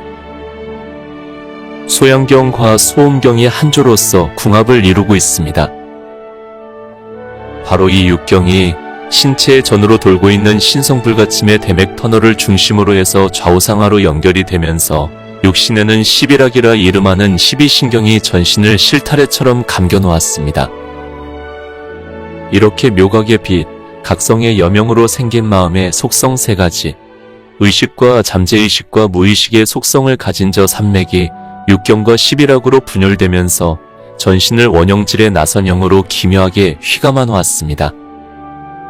바로 그것이 사람입니다. 하지만 열등한 동물로부터 식물인 한 알의 씨앗에도 산맥의 불가사의는 다 똑같이 있습니다. 산맥의 불가사의. 저 마음의 속성인 산맥이 육체의 기틀을 만들 때에 각성의 큰 터널을 우선적으로 3개를 먼저 뚫어 놓았습니다. 바로 그 큰 터널의 이름은 척추를 상하로 유주하는 동맥입니다. 이 동맥은 의식계를 담당하고 있음과 동시에 육체의 운동신경계를 총괄하고 있습니다. 그리고 또 배꼽신골혈과 등의 명문혈을 중심으로 해서 전후 원형으로 유주를 하는 대맥의 터널이 있습니다. 그 대맥의 터널에서는 창조의 신비를 관장하고 있음과 동시에 사유분별의 잠재의식계를 총괄합니다. 그리고 복부에서 상하로 유주를 하는 인맥의 터널이 있습니다. 그 인맥의 터널은 정적인 사랑과 평화를 도맡고 있으면서 수면과 같은 무의식계를 총괄하고 있습니다. 저 산맥이 통하는 3개의 터널은 참으로 불가사의합니다. 산맥 육경 십일학을 한데 모아 묶어놓은 두뇌를 의근이라 이름하고 저 의근인 두뇌에는 전후좌우상하 반대로 교감이 되어 있는 신경의 불가사의가 있습니다. 그래서 만약 좌뇌나 우뇌에 이상이 생기면 그 반대편 수족을 못 쓰는 반신불수가 됩니다. 또한 중뇌에 이상이 생기면 소아마비 같은 상하반신의 마비가 옵니다. 이 불가사의는 고전 친구학에서 밝히고 있는 산맥 육경 십일학이 서로 역반작용을 하면서 육신을 창조한 신비 때문에 일어납니다. 하지만 첨단의학을 자랑하는 현대의학의 지식으로는 영원한 불가사의로 남아있을 것입니다. 그것은 조상의 지혜를 무시하는 못된 후손들의 죄입니다. 또 만약 중뇌에 이상이 생기면 대맥의 불가사의로 상하반신을 못쓰게 되거나 혹 X자 편신마비도 옵니다. 이 또한 고전 친구학의 대맥의 불가사의를 모르고는 고칠 수도 없고 잊지도 모릅니다. 아, 보세요. 어찌 저 산맥의 불가사의가 중생에게만 있다고 하겠습니까? 무정물인 돌이나 쇠도 마찬가지입니다. 그래서 서로 치면 불꽃이 일어나고 녹이면 물이 되고 삭으면 흙이 됩니다. 그리고 저 식물의 종자인 씨앗의 불가사의를 또 보세요. 모든 종자의 씨앗이 싹을 틔울 때와 사람의 생리와 하나도 다르질 않습니다. 종자에서 싹이 틀 때를 잘 보면 회음혈과 똑같은 음액에서 동시다발적으로 촉이 듭니다. 촉이 터서는 일단 양옆으로 잎이 벌어짐과 동시에 중심으로부터 원줄기가 솟구쳐 자라납니다. 그 원줄기는 산맥의 인맥, 동맥과 같습니다. 그리고 양옆으로 잎을 피움은 대맥의 속성과 하나도 다르지 않습니다. 식물의 잎 하나에는 친구학의 경락학설이 그대로 형설이 되어 있습니다. 아, 보라. 이 모두는 저 마음의 속성인 산맥의 불가사의입니다. 산맥에 신통한 얘기. 인체를 만든 산맥도 처음에는 회오멸에서 일어났습니다. 산맥은 일단 등의 척추와 복부의 배를 중심으로 해서 전후로 함께 상행을 합니다. 물론 이때의 대맥도 동맥과 인맥을 바짝 따라붙어 같이 동행을 합니다. 다만 함께 동행을 한 대맥은 등의 명문혈과 배꼽의 신골혈에서 전후좌우상하로 정반대로 교차합니다. 이렇게 전후좌우로 교차하는 반작용으로 말미암아 육신에는 눈과 귀가 양쪽으로 분리되었습니다. 양눈과 양귀와 두 개의 콧구멍이 생기게 되었습니다. 아울러 두부 뇌신경계에도 좌뇌와 우뇌로 갈라지게 되었고 중뇌에는 뇌관이 생기게 되었습니다. 이로 인해서 좌뇌나 우뇌에 이상이 생기거나 중뇌에 문제가 생기면 반드시 좌우 반신마비나 상하 반신이 마비가 되는 질환이 생기기도 합니다. 또한 불가사의한 산맥이 역으로 교감을 시킨 육경 11학의 신통으로 얼굴에는 마음을 읽을 수 있는 육감의 감정 표현이 자유롭게 되기도 합니다. 이렇게 산맥이 양면성으로 서로 동반이합을 하는 반작용으로 말미암아 신체의 운동도 자유롭게 되었습니다. 이러한 신체 운동의 불가사의는 모두 잠재의식계를 총괄하고 있는 대맥의 신통입니다. 아직도 해부의학에서 불가사의로 남아있는 정신 신경계를 제대로 알자면 반드시 의학자들은 고전 침구학을 알아야 합니다. 저 우주의 불가사의나 신체의 신비는 모두가 마음입니다. 마음의 신비를 제대로 알지 못하면 아무것도 안다고 할 것이 없습니다. 그러므로 마음의 생원서를 꼭 읽어보아야 합니다. 몸의 정신 신경계통을 제대로 알자면 지금 필자가 거듭 밝히는 산맥서를 제대로 알아야만 합니다. 깨닫고 아는 각성의 터널로 산맥이 유주할 때에 산맥이 좌우 양면으로 갈리면서 육경이 되고 저 육경이 대맥을 중심으로 해서 상하로 교감이 되면서 11학이라 이름하는 12신경이 되었습니다. 이 12신경이 전신만신을 안팎으로 실타래처럼 둘둘 감아놓았습니다. 저 산맥은 처음부터 나선형으로 휘감아 도는 불가사의로 여성의 육신에는 블랙홀과 같은 자궁을 만들어 놓았습니다. 그리고 그곳으로부터 월수라 하는 월경을 흘려보냄으로써 생명의 유전자를 받아들이게 되었습니다. 한편 여성은 자궁에서 흘러내리는 생리로 말미암아 턱에 수염이 없습니다. 반대로 남성은 산맥의 열정을 밖으로 사출시키는 바람에 남성의 성기는 밖으로 튀어나오고 치솟는 열정의 성질로 남성은 턱에 수염이 자랍니다. 또한 여성은 밑으로 흐르는 월수가 있으므로 음성은 물 흐르는 소리같이 부드럽고 고우며 남성은 불타는 소리같이 걸걸합니다. 자, 보세요. 저 묘각의 빛, 각성의 여명으로 생긴 마음의 속성으로 사람이 창조가 될 때의 산맥이 휘엄에서 발기합니다. 산맥이 얼굴로 올라가서는 면부에다가 6개의 토고를 뚫어놓고는 거기에다가 태초부터 시방세계에 두루에 있는 각성의 파편인 식심을 육근에다 입력시켜 놓았습니다. 그러므로 이 식심이 눈으로 가서는 보고하는 안식이 되었습니다. 그리고 귀로 가서는 이식이요, 코로 가서는 비식이요, 혀로 가서는 설식이며 몸으로 가서는 신식이고 머릿속 뇌신경계로 들어가서는 의식이 되었습니다. 이 육식을 식심이라 하고 이 식심을 속칭 마음이라 합니다. 또 저 산맥이 전신의 피부를 나선형으로 휘감아 도는 바람에 피부도 나선의 횡문이 수두룩하고 또한 피부 밖으로 자라나는 모발과 털까지도 모두가 나선형으로 뒤틀려서 자라나게 되었습니다. 그러므로 두종의 백회에는 머리털로 나선의 회오리를 돌려놓고는 이를 속칭 가마라 합니다. 감아서 붙였다는 뜻으로 가마라 하고 이 둥근 가마는 곧 불가사의한 산맥의 낙관입니다. 지금까지 필자가 이야기한 인간 창조의 신비를 누가 불신한다면 크게 두 가지만 물어볼게요. 정말로 지금 그대가 쓰고 있는 마음을 아느냐 말입니다. 그리고 그대의 손발가락에 생긴 지문은 어째서 생기게 되었는가를 아느냐고 말입니다. 아무튼 필자가 설한 이 모든 이야기는 석가세존께서 이미 다 밝혀놓으신 말씀입니다. 다만 심히 어렵고 난해한 세존의 말씀의 기록들을 필자가 쉽게 이야기로 풀어놓았을 뿐입니다.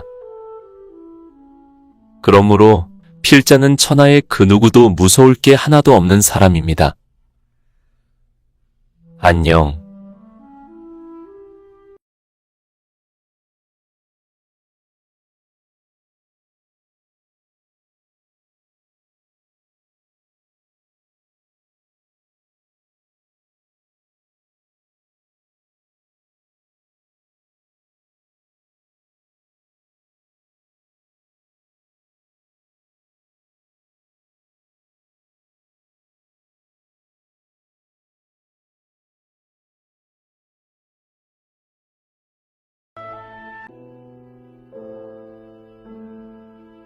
마음이나 알자.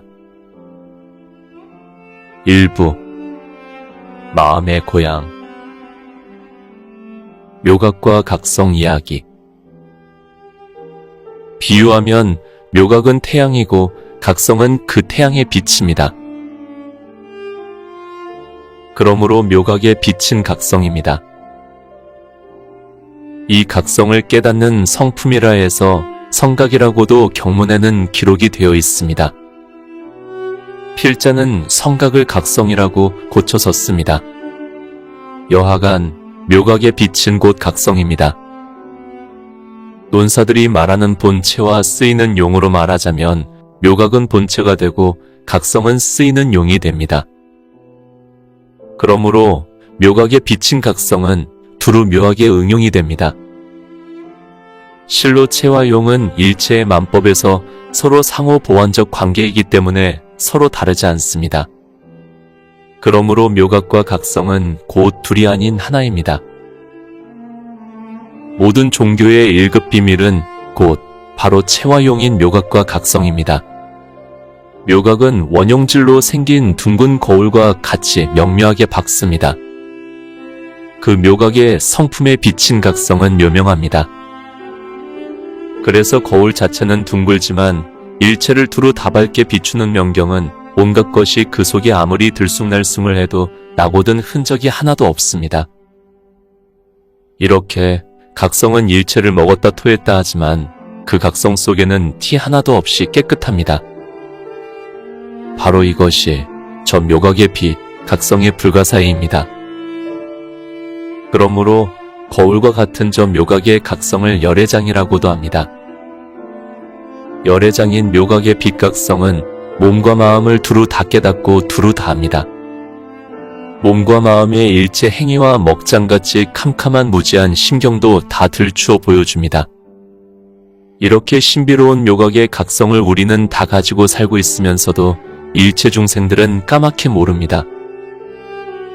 다만 저 묘각의 빛, 각성의 여명으로 생긴 허망한 지금 쓰고 있는 마음이 다 아는 줄로만 착각을 하고 있습니다. 바로 이렇게 엄청난 착각을 깨우쳐 주려고 필자는 지금 이 글을 쓰고 있습니다. 지금 일체 중생이 쓰고 있는 마음은 묘각의 빛, 각성의 여명으로 생겼습니다.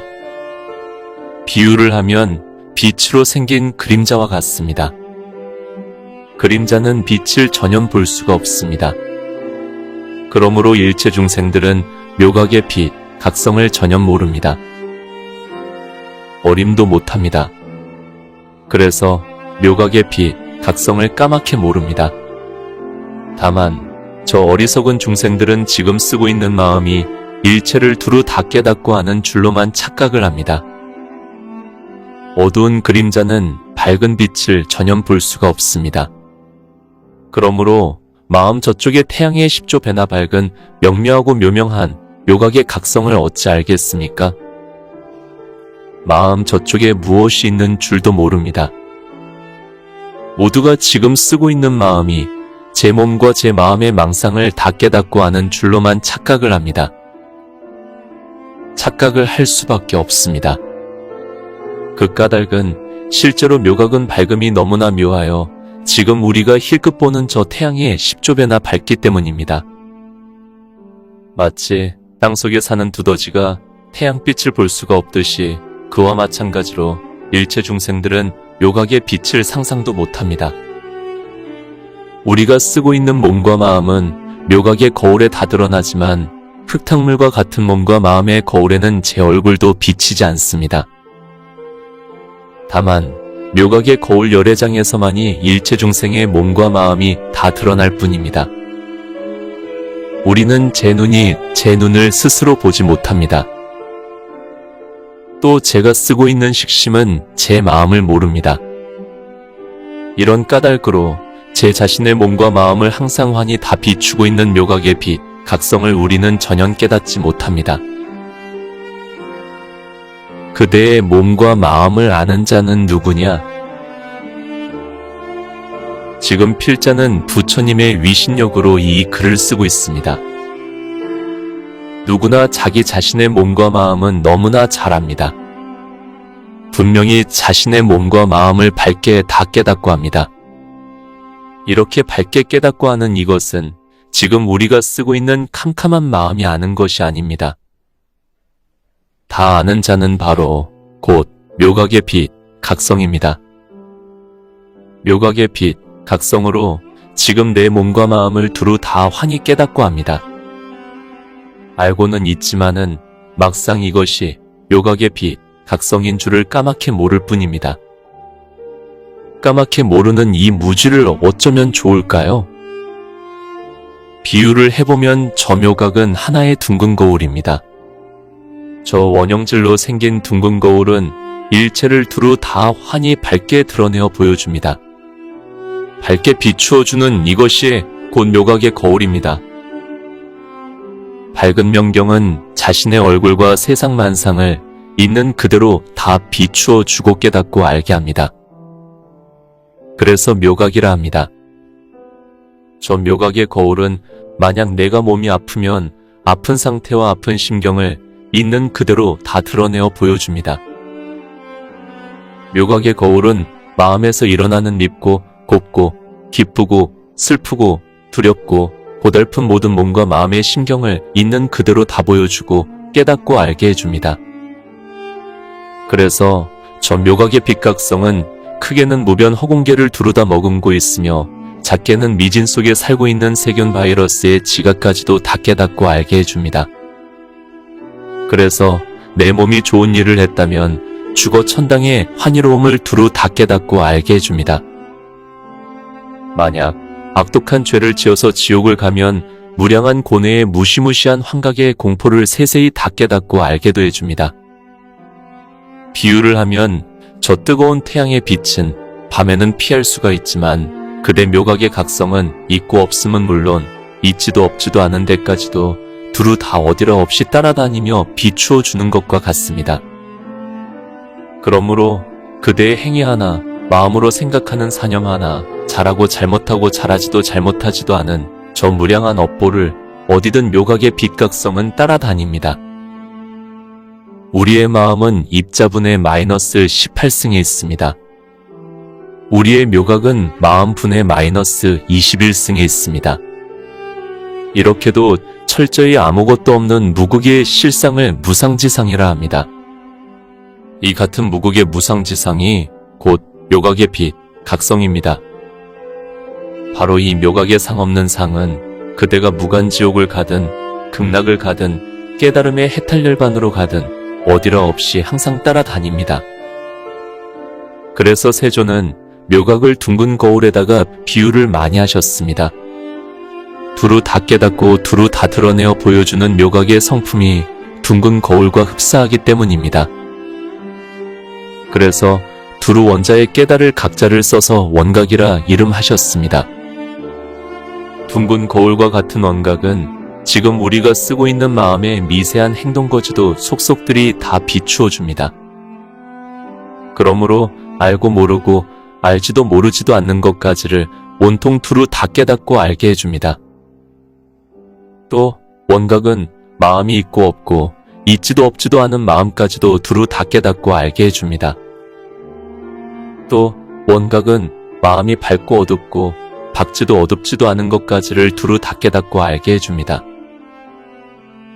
이런 줄이나 알고 어서들 묘각의 빛각성으로 돌아갑시다. 안녕.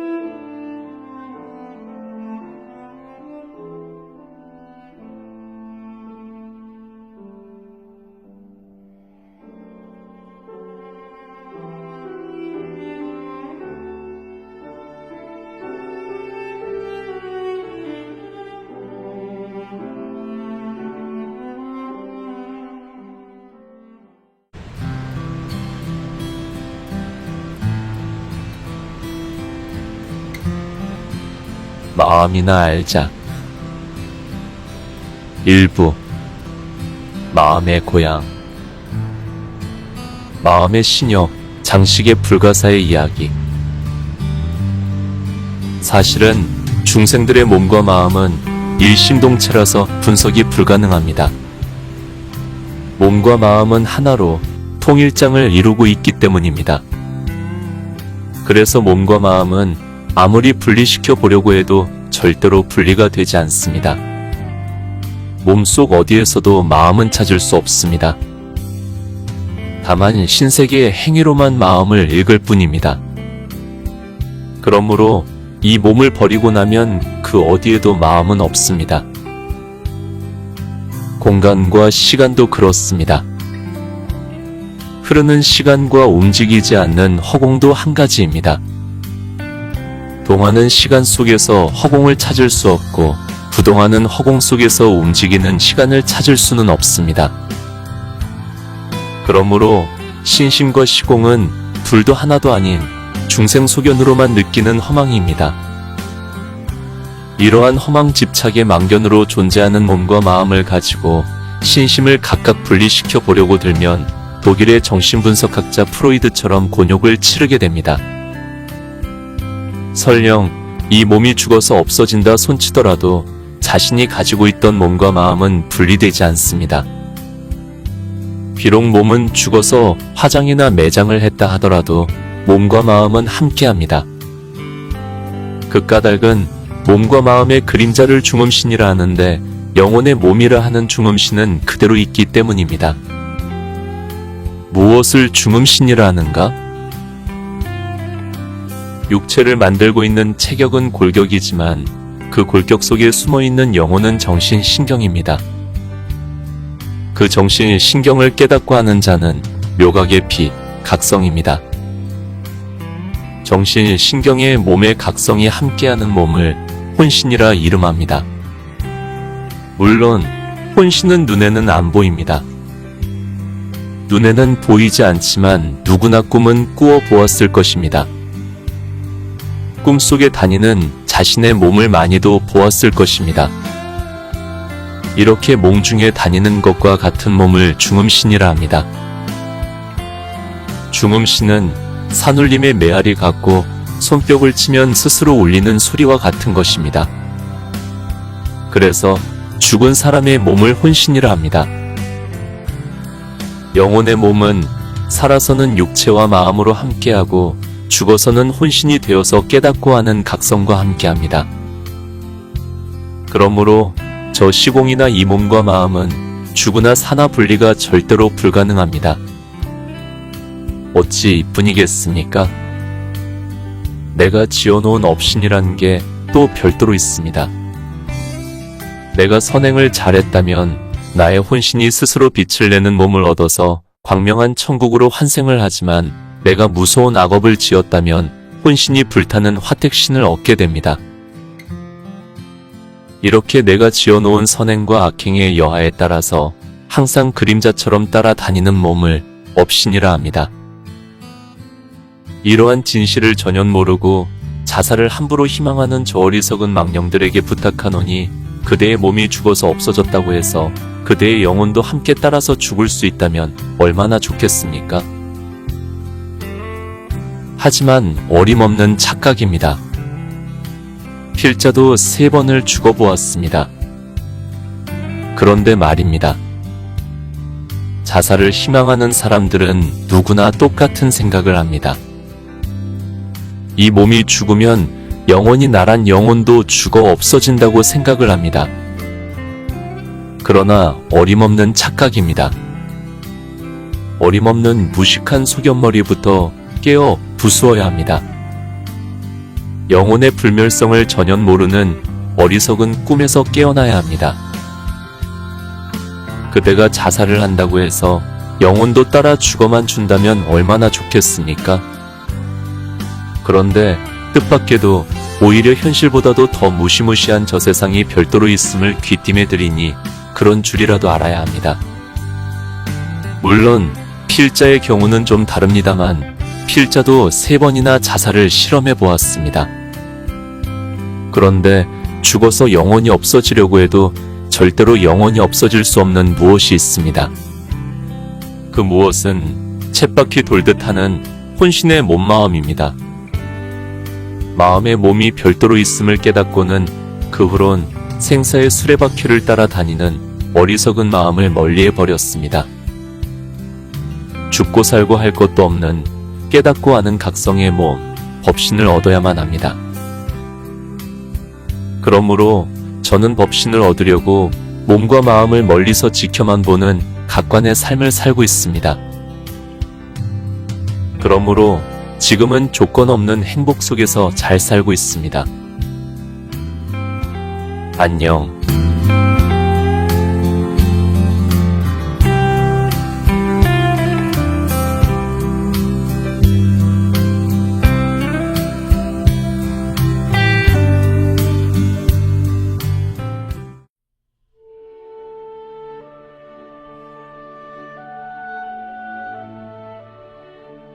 마음이나 알자. 일부 마음의 고향. 마음 너머 묘각을 찾아서. 필자는 지금 저마다 쓰고 있는 마음 이야기를 하고 있습니다. 마음은 과연 어디로부터 어떻게 해서 생기게 되었을까요? 마음이 생기게 된 그 까닭을 후학들에게 귀띔해 주려고 이 글을 쓰고 있습니다. 지금 우리가 쓰고 있는 이 마음은 저 무변 허공계와 일체만류를 다 창조했습니다. 그렇다면 당연히 일체의 창조주는 우리들의 마음입니다. 그래서 마음부터 꼭 알아야 합니다. 그런데 참으로 이상한 세상입니다. 우리들 마음이 만든 가상의 창조주신이 실제로 창조주인 제 마음을 신의 공동묘지로 묻어버렸습니다. 그래서 온 인류는 지금 제 마음을 모릅니다. 실제로 제가 쓰고 있는 마음이 무엇을 어떻게 하지를 않고서는 손가락 하나 꼼짝을 못합니다. 그런데 무슨 절대신의 이름으로 무엇을 어떻게 한단 말씀입니까?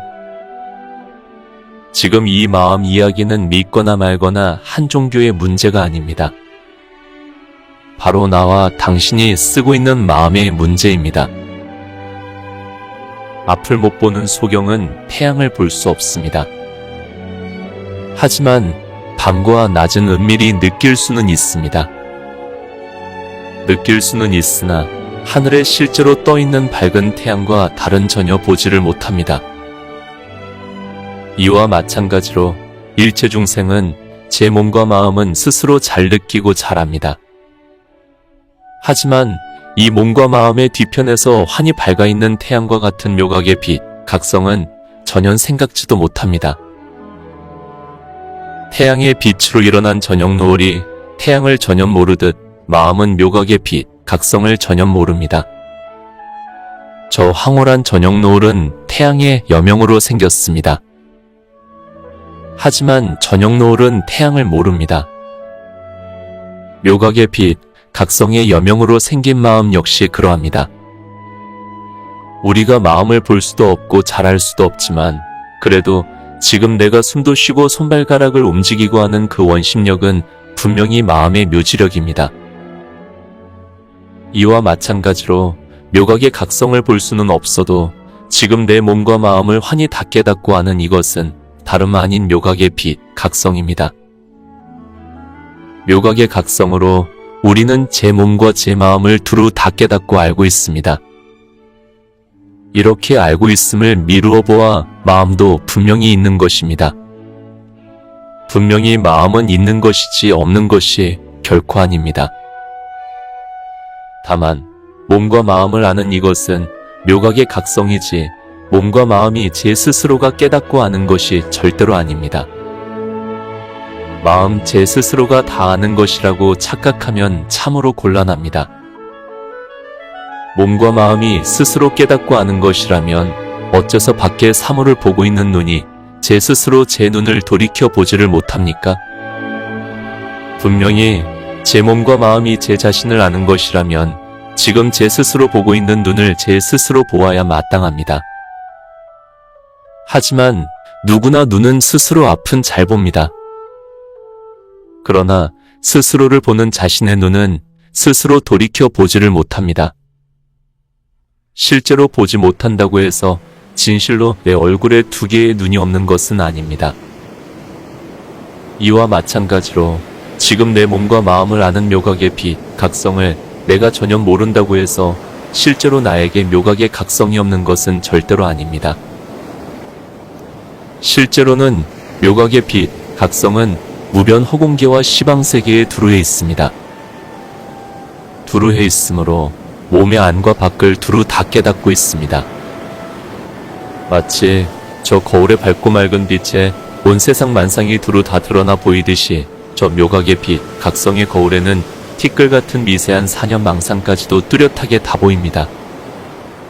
실제로 태양이 있으므로 세상 만상이 다 환히 드러나 보이듯이 묘각의 빛, 각성이 있으므로 몸으로 느끼고 마음으로 이리저리 굴리는 식심의 사유망상까지도 환히 다 깨닫고 다 합니다. 하지만 우리는 까맣게 모릅니다. 모르는 그 까닭은 이렇습니다. 비유하면 맑은 물과 같은 묘각의 각성에다 몸과 마음이라고 이름하는 흙덩이를 집어넣으면 금방 맑은 각성이 흙탕물이 되어버립니다. 이와 같은 이치로 흙덩이 같은 몸과 마음은 밝은 각성을 모릅니다.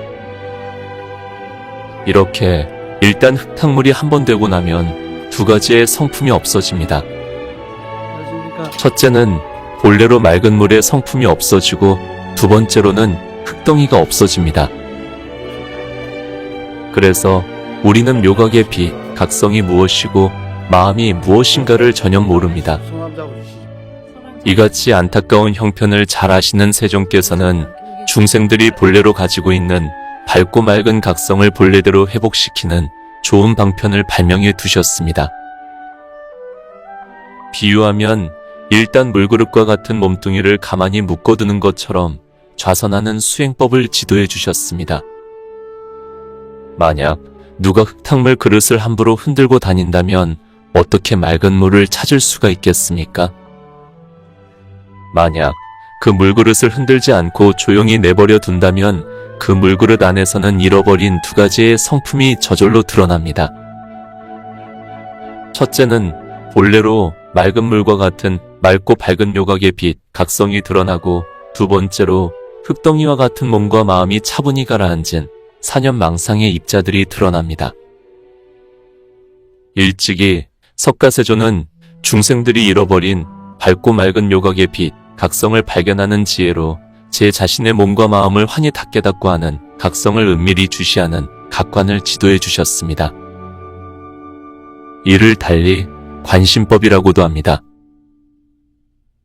관심법은 자신의 몸과 마음을 환히 다 깨닫고 하는 각성을 고유히 지켜보는 지혜를 말합니다. 몸과 마음이 객관화가 잘 되지 않는 열등한 사람들은 쉼도 짬도 없이 일어나는 번뇌망상을 먼 바다에서 일렁이는 파도를 조용히 지켜보듯이 하면 됩니다. 처음으로 마음 공부를 하고자 하는 초심자들에게는 마음을 주시하는 관심법이 제일입니다. 이렇게 일체를 주시하는 관심법을 꾸준히 수행하다 보면 그 어느 날 저 묘각의 빛, 각성의 여명으로 만들어진 마음의 구름이 사라지면서 호련히 조건 없는 행복이 가득해집니다.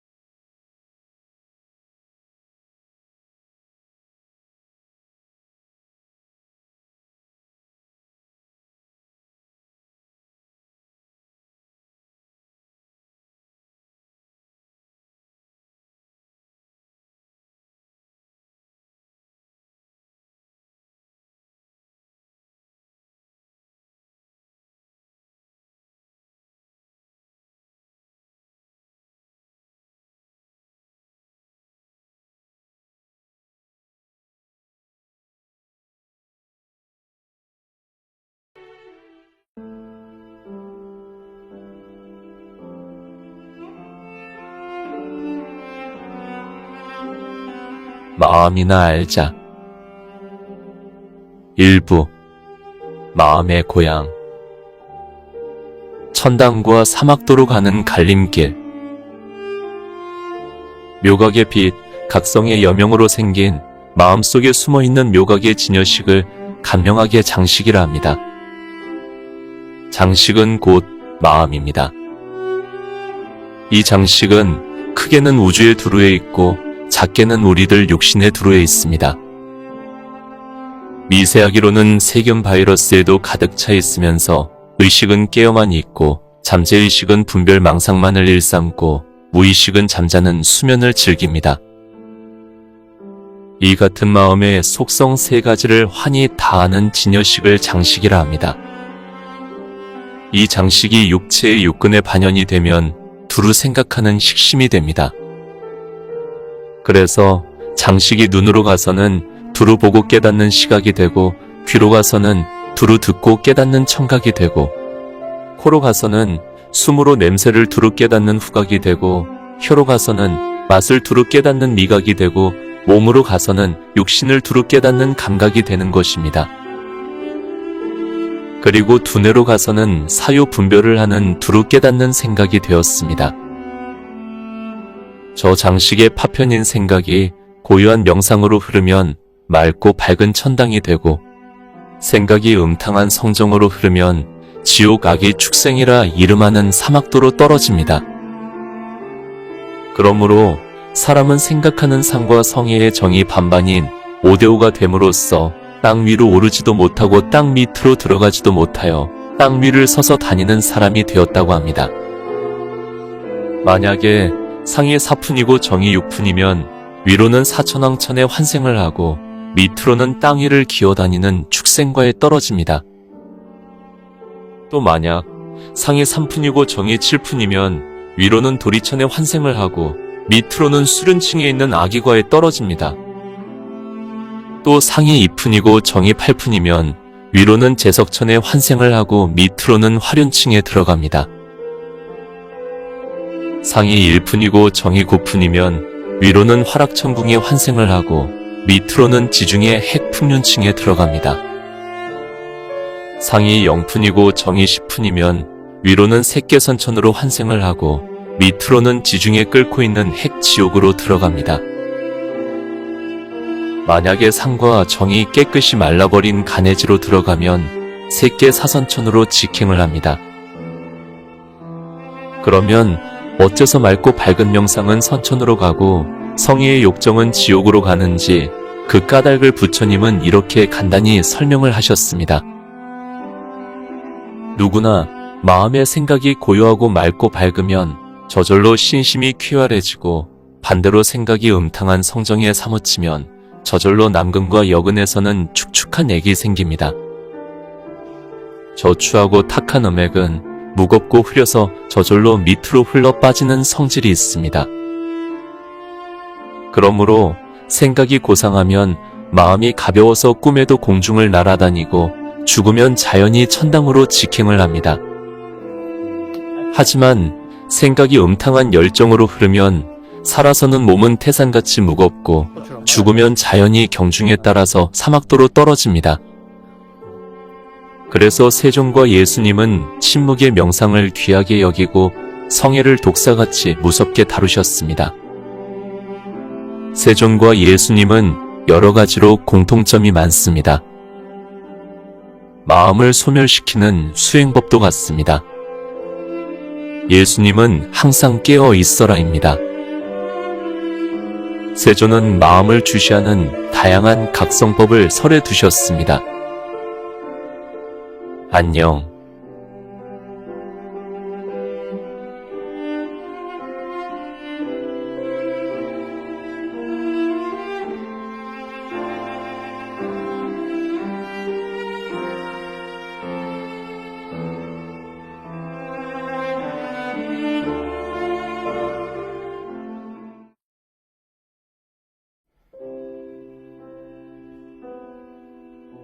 마음이나 알자. 일부 마음의 고향. 배꼽 밑에 지혜의 등불. 그런데 말입니다. 필자의 고질병도 성애입니다. 무섭다는 마약 중에서도 성애만큼 지극한 마약이 있을까 하고 많이도 고민을 해보았습니다. 복음을 막론하고 일체중생의 지락은 성애밖에는 없습니다. 필자의 경험으로도 신심으로 느끼는 지극한 쾌락은 M으로 오는 오르가즘밖에 다시 없었습니다. 그렇다고 지극한 환각의 오르가즘을 마냥 즐길 수도 없는 노릇이 아닙니까? 필자의 경험으로 미루어 생각을 해본다면 성을 만족하려면 온 천하의 여성이 혹은 남성이 모두 내 것이 되어 주어야 합니다.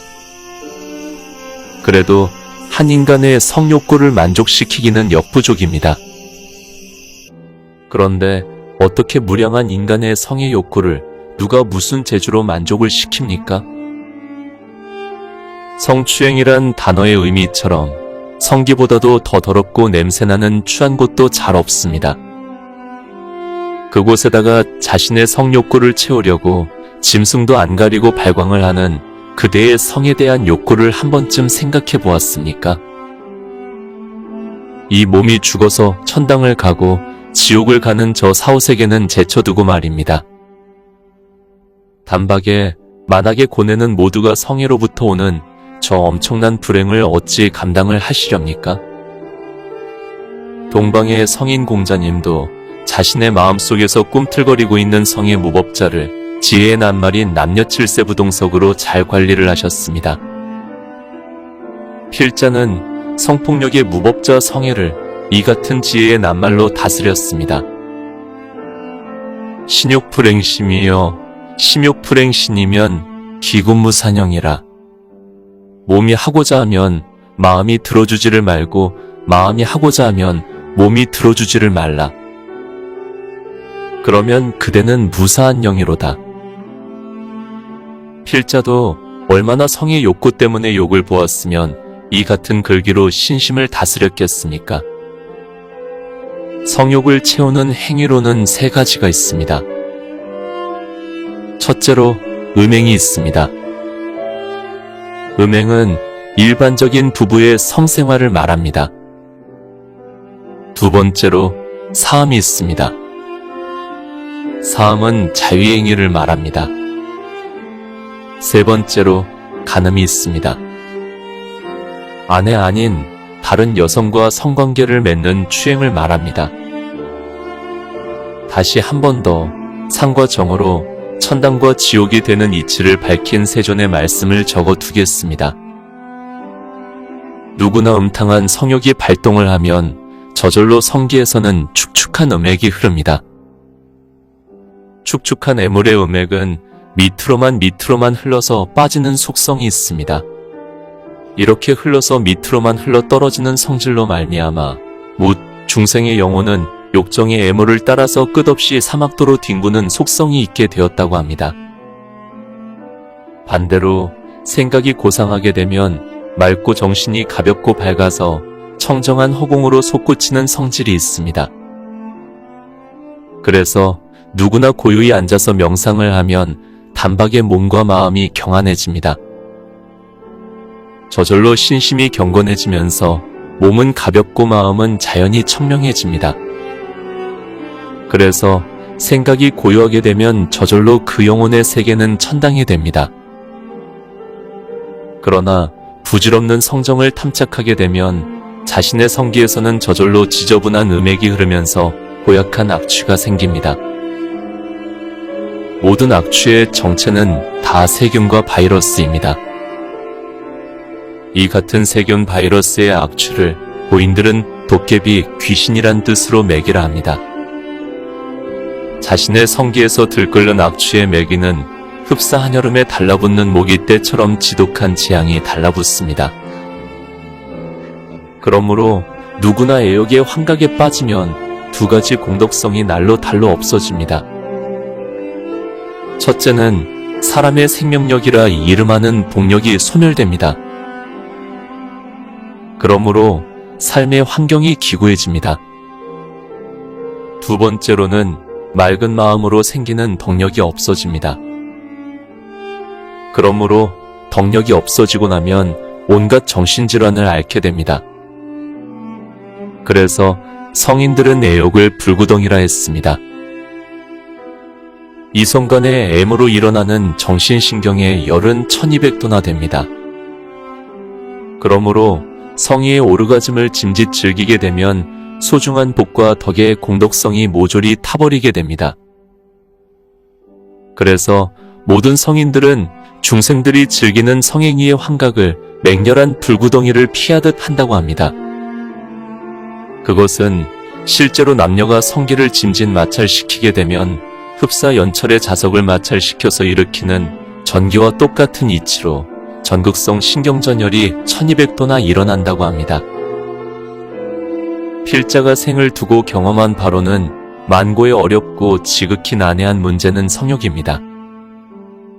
그래서 성욕과 생을 두고 싸워도 보고 협상도 해보았지만 다 실패를 했습니다. 물론 사람에 따라서는 다르겠지만 말입니다. 그래서 필자는 성 초월로 가는 명상서적을 발간을 해놓았습니다. 그 책의 이름은 배꼽 밑에 지혜의 등불을 밝혀라입니다. 책의 내용은 자신의 미간에다가 붉은 점을 찍어놓고 월상관과 일상관을 함으로써 마침내 실제의 달과 실제의 태양과 같은 달과 해를 각성의 눈으로 보는 삼매를 얻고 나면 만사해결입니다.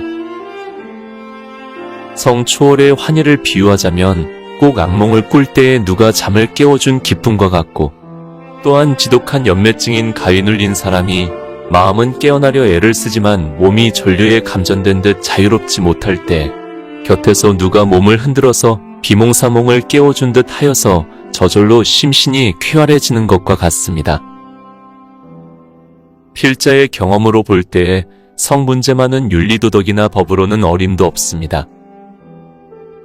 저 쥐엄하기 짝이 없는 종교의 엄격한 계명으로도 성은 꼼짝을 않습니다. 왜냐하면 중생의 마음은 몸을 이기지 못하고 또한 몸은 생각을 이기지 못하기 때문입니다. 그래서 배꼽 밑으로만 사는 중생들에겐 그것이 성이든 중독성 마약이든 간에 누구나 스스로 즐기는 중독성을 영원히 끊지 못합니다.